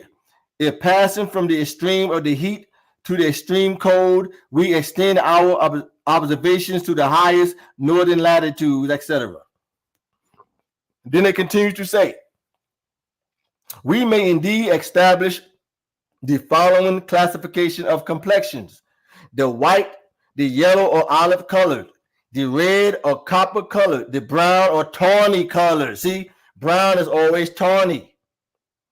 Number 4, the brown or tawny colored, the deep ebony jet black. The original complexion a man has afforded matter for much speculation. Okay, again, the white, the yellow or olive colored, the red or copper colored, the black, the brown or tawny colored. Then it says here, many persons have argued that such varieties, contrasts of complexion as are observed among different races of men could not have arisen from external circumstances, wherefore they conclude that more than one species of man must have been originally created. But the truth is that the influence of light, heat, dry or moist air, food, soil, artificial habits, and very many other causes, which it is very difficult even to enumerate, made through a long succession of ages, have effected the changes. Watch this here. We have a proof of this in the Jews, who are undoubtedly derived from one parent stock. Yet the English Jew has a fair complexion, the Portuguese Jew a swarthy complexion, the American Jew a olive, the Arabian Jew a copper colored, the African Jew a black. Here then we distinctly ace the influence of climate on the people, of seldom or never intermarry. They never intermarry with others of a different sect, and who have preserved their own peculiar character. He said that the Jews never intermarried. So all of this that we did a metamorphosis because we intermarried and some kind of way we just became short people. We lost our Negro features. We lost our genetics. We built differently now. We're not athletic no more like we used to be. I'm talking about Mexicans and Hispanics. We just completely did a metamorphosis genetically.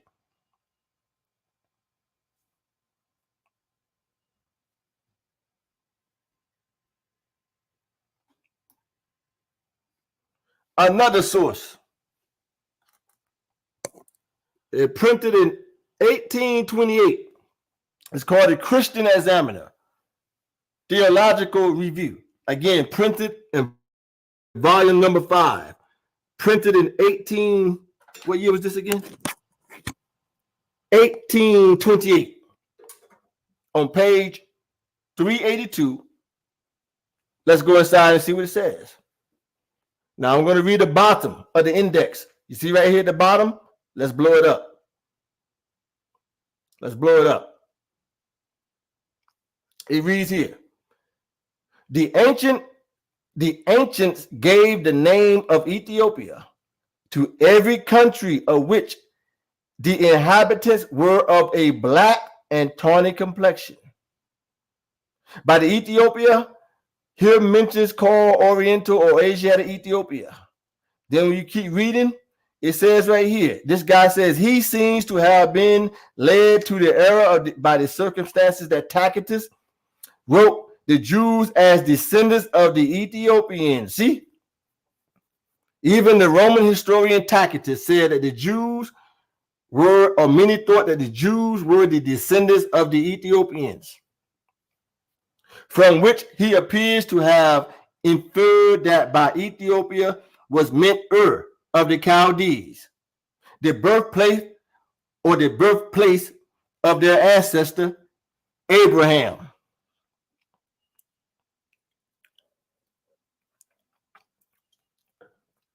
The Jew was always considered to be tawny and compared to look like the Ethiopians and the Chaldeans, which is true because Abraham was of Chaldea. Abraham was not a Jew or Israelite. He was from Chaldea, and he was black.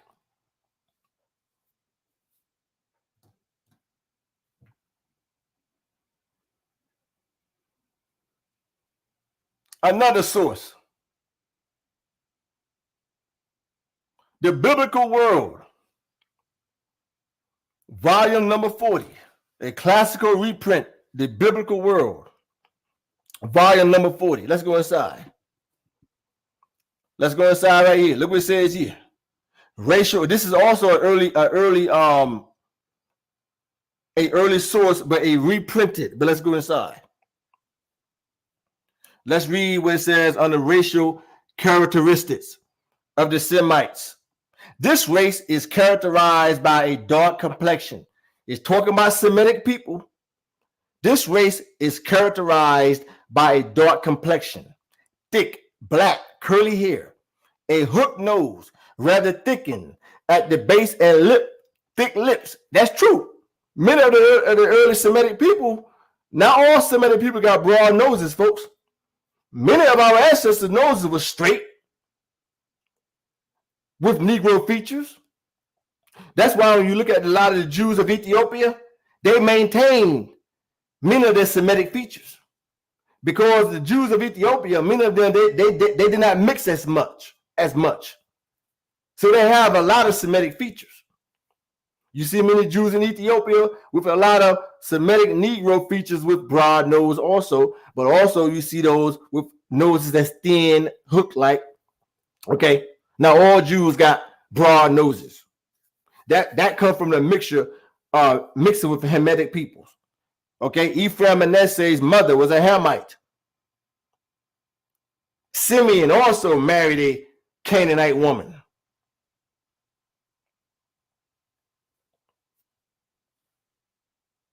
This race is characterized by a dark complexion, thick, black, curly hair, a hooked nose, rather thickened at the base, and a thick lips. The mental characteristics are intense, subjectively lack a sustained logical thought, strong emotions, and a resoluteness of will that enables the Semites to endure bravely hardship and pain.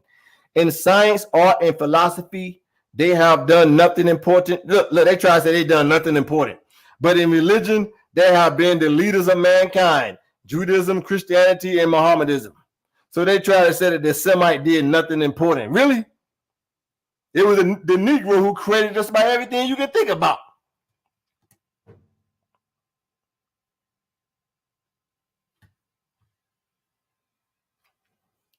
Let's continue. Let's go to another source. This source was written by a black Jew in Africa. His name was Joseph Abika Minsa. Okay, he was a black man in Africa. The traditions and customs of the Ghanaians and Ghana. Descendants of the authenticity biblical Hebrew Israelites. Let's go inside. It says here. It says the Gushan and arrive, blah blah blah blah blah. I want to jump down to this part here. Let's read this part. Let's read this part right here. The ancestors of the Gadanis or the Gadamis, God meaning Gad, and Da meaning Dan. So when you see this word Gadamis, it means the tribe of Gad and Dan, comprising in the main direct and partial descendants of the two tribes, of Gad and Dan, found in the La Lima or La Nemo kingdom. Let me read it one more time. The ancestors of the Gadanis, comprising in the main direct and partial descendants of the two tribes of Gad and Dan, found the La Limo kingdom. Also, oral history had it that Gadami people claims their origin is Israel in the Middle East, from where they migrated into different groups through Upper Egypt and along the River Nile in Ethiopia, and subsequently through Benin in Nigeria. The Gadamis then settled in various places, including the grassy, water-starved coast of present-day Accra. That word Accra is also Hebrew origin. The capital of Ghana. Ghana is Hebrew origin. The Gadamis that settled along the coast took to fishing in the many lagoons, which dotted their domain, and later turned to sea fishing. But I was showing people that the Gadamis is a makeup of the tribe of Gad and Dan. And this is from this source right here. The traditions and customs of the Gadamis of Ghana. And then it says here, the descendants of authenticity biblical Hebrew Israelites. Let's continue to another source.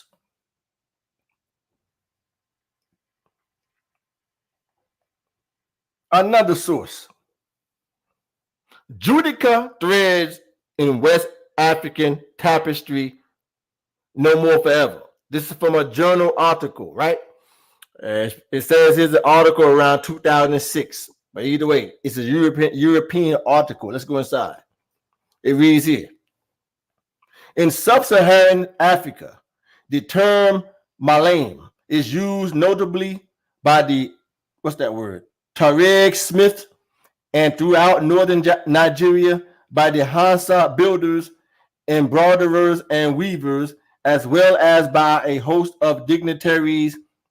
It says Mu'alimin, an obvious variant, is used by the metalsmiths attached to the nomadic clans and lineages that traverse Mauritania. Their leatherworking wives are addressed as Mu'alama, according to the oral tradition. Their heritage is associated with the historical obscure. It says enigmatic Balfour. Watch this here. The Maloons or Malams descended from the Balfours. It is they who taught the orthodox Berbers iron workers or iron working. They were Jews or race. So the Balfours, it said the Balfours were Jews or race. The Malams make and always have made the works of art. And it says, and one calls them Yahuds or Yahuds because after the legend only the Jews in Mauritania were the artisans. Again, only the Jews of Mauritania were the artisans. He said that only the Jews, one more time, of Mauritania were the artisans.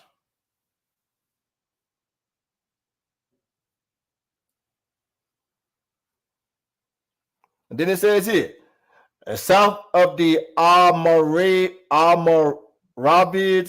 in the 11th century and further south by the Hassaniya in the 16th century, who settled among the Wolof population, where they are still designated as Sib-Baor, etc.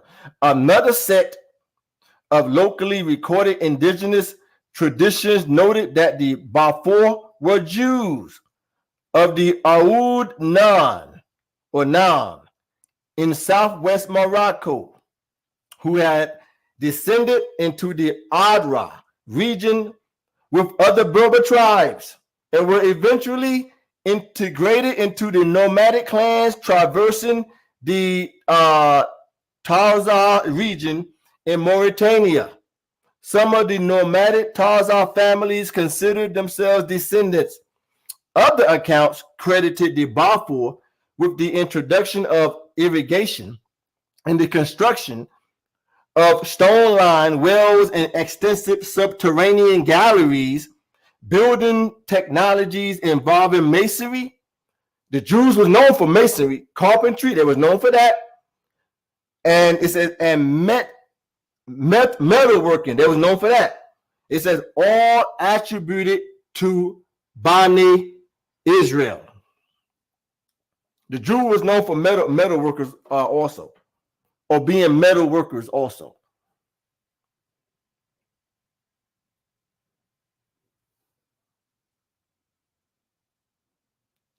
All righty.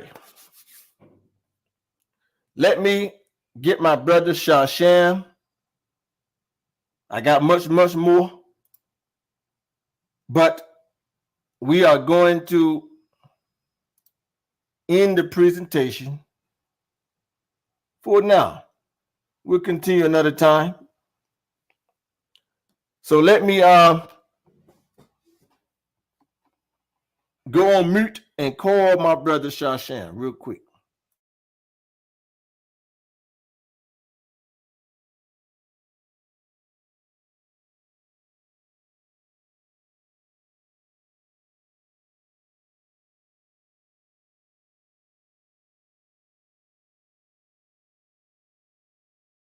I'm here. Hold up. Oh, yeah, okay, good. Yeah, I'm in the presentation, F.O.P.E presentation today. I'm glad people had the opportunity to see all the information brought out. We got much more to come. And with that, I would like to say I thank everybody for allowing me to share what I have come in contact with over the years. Listen, man, I've been putting this information out there for years. It was just I felt this was the right time over the last few months to start bringing this stuff out, or this information out. So with that, I say I'm done for now. Okay.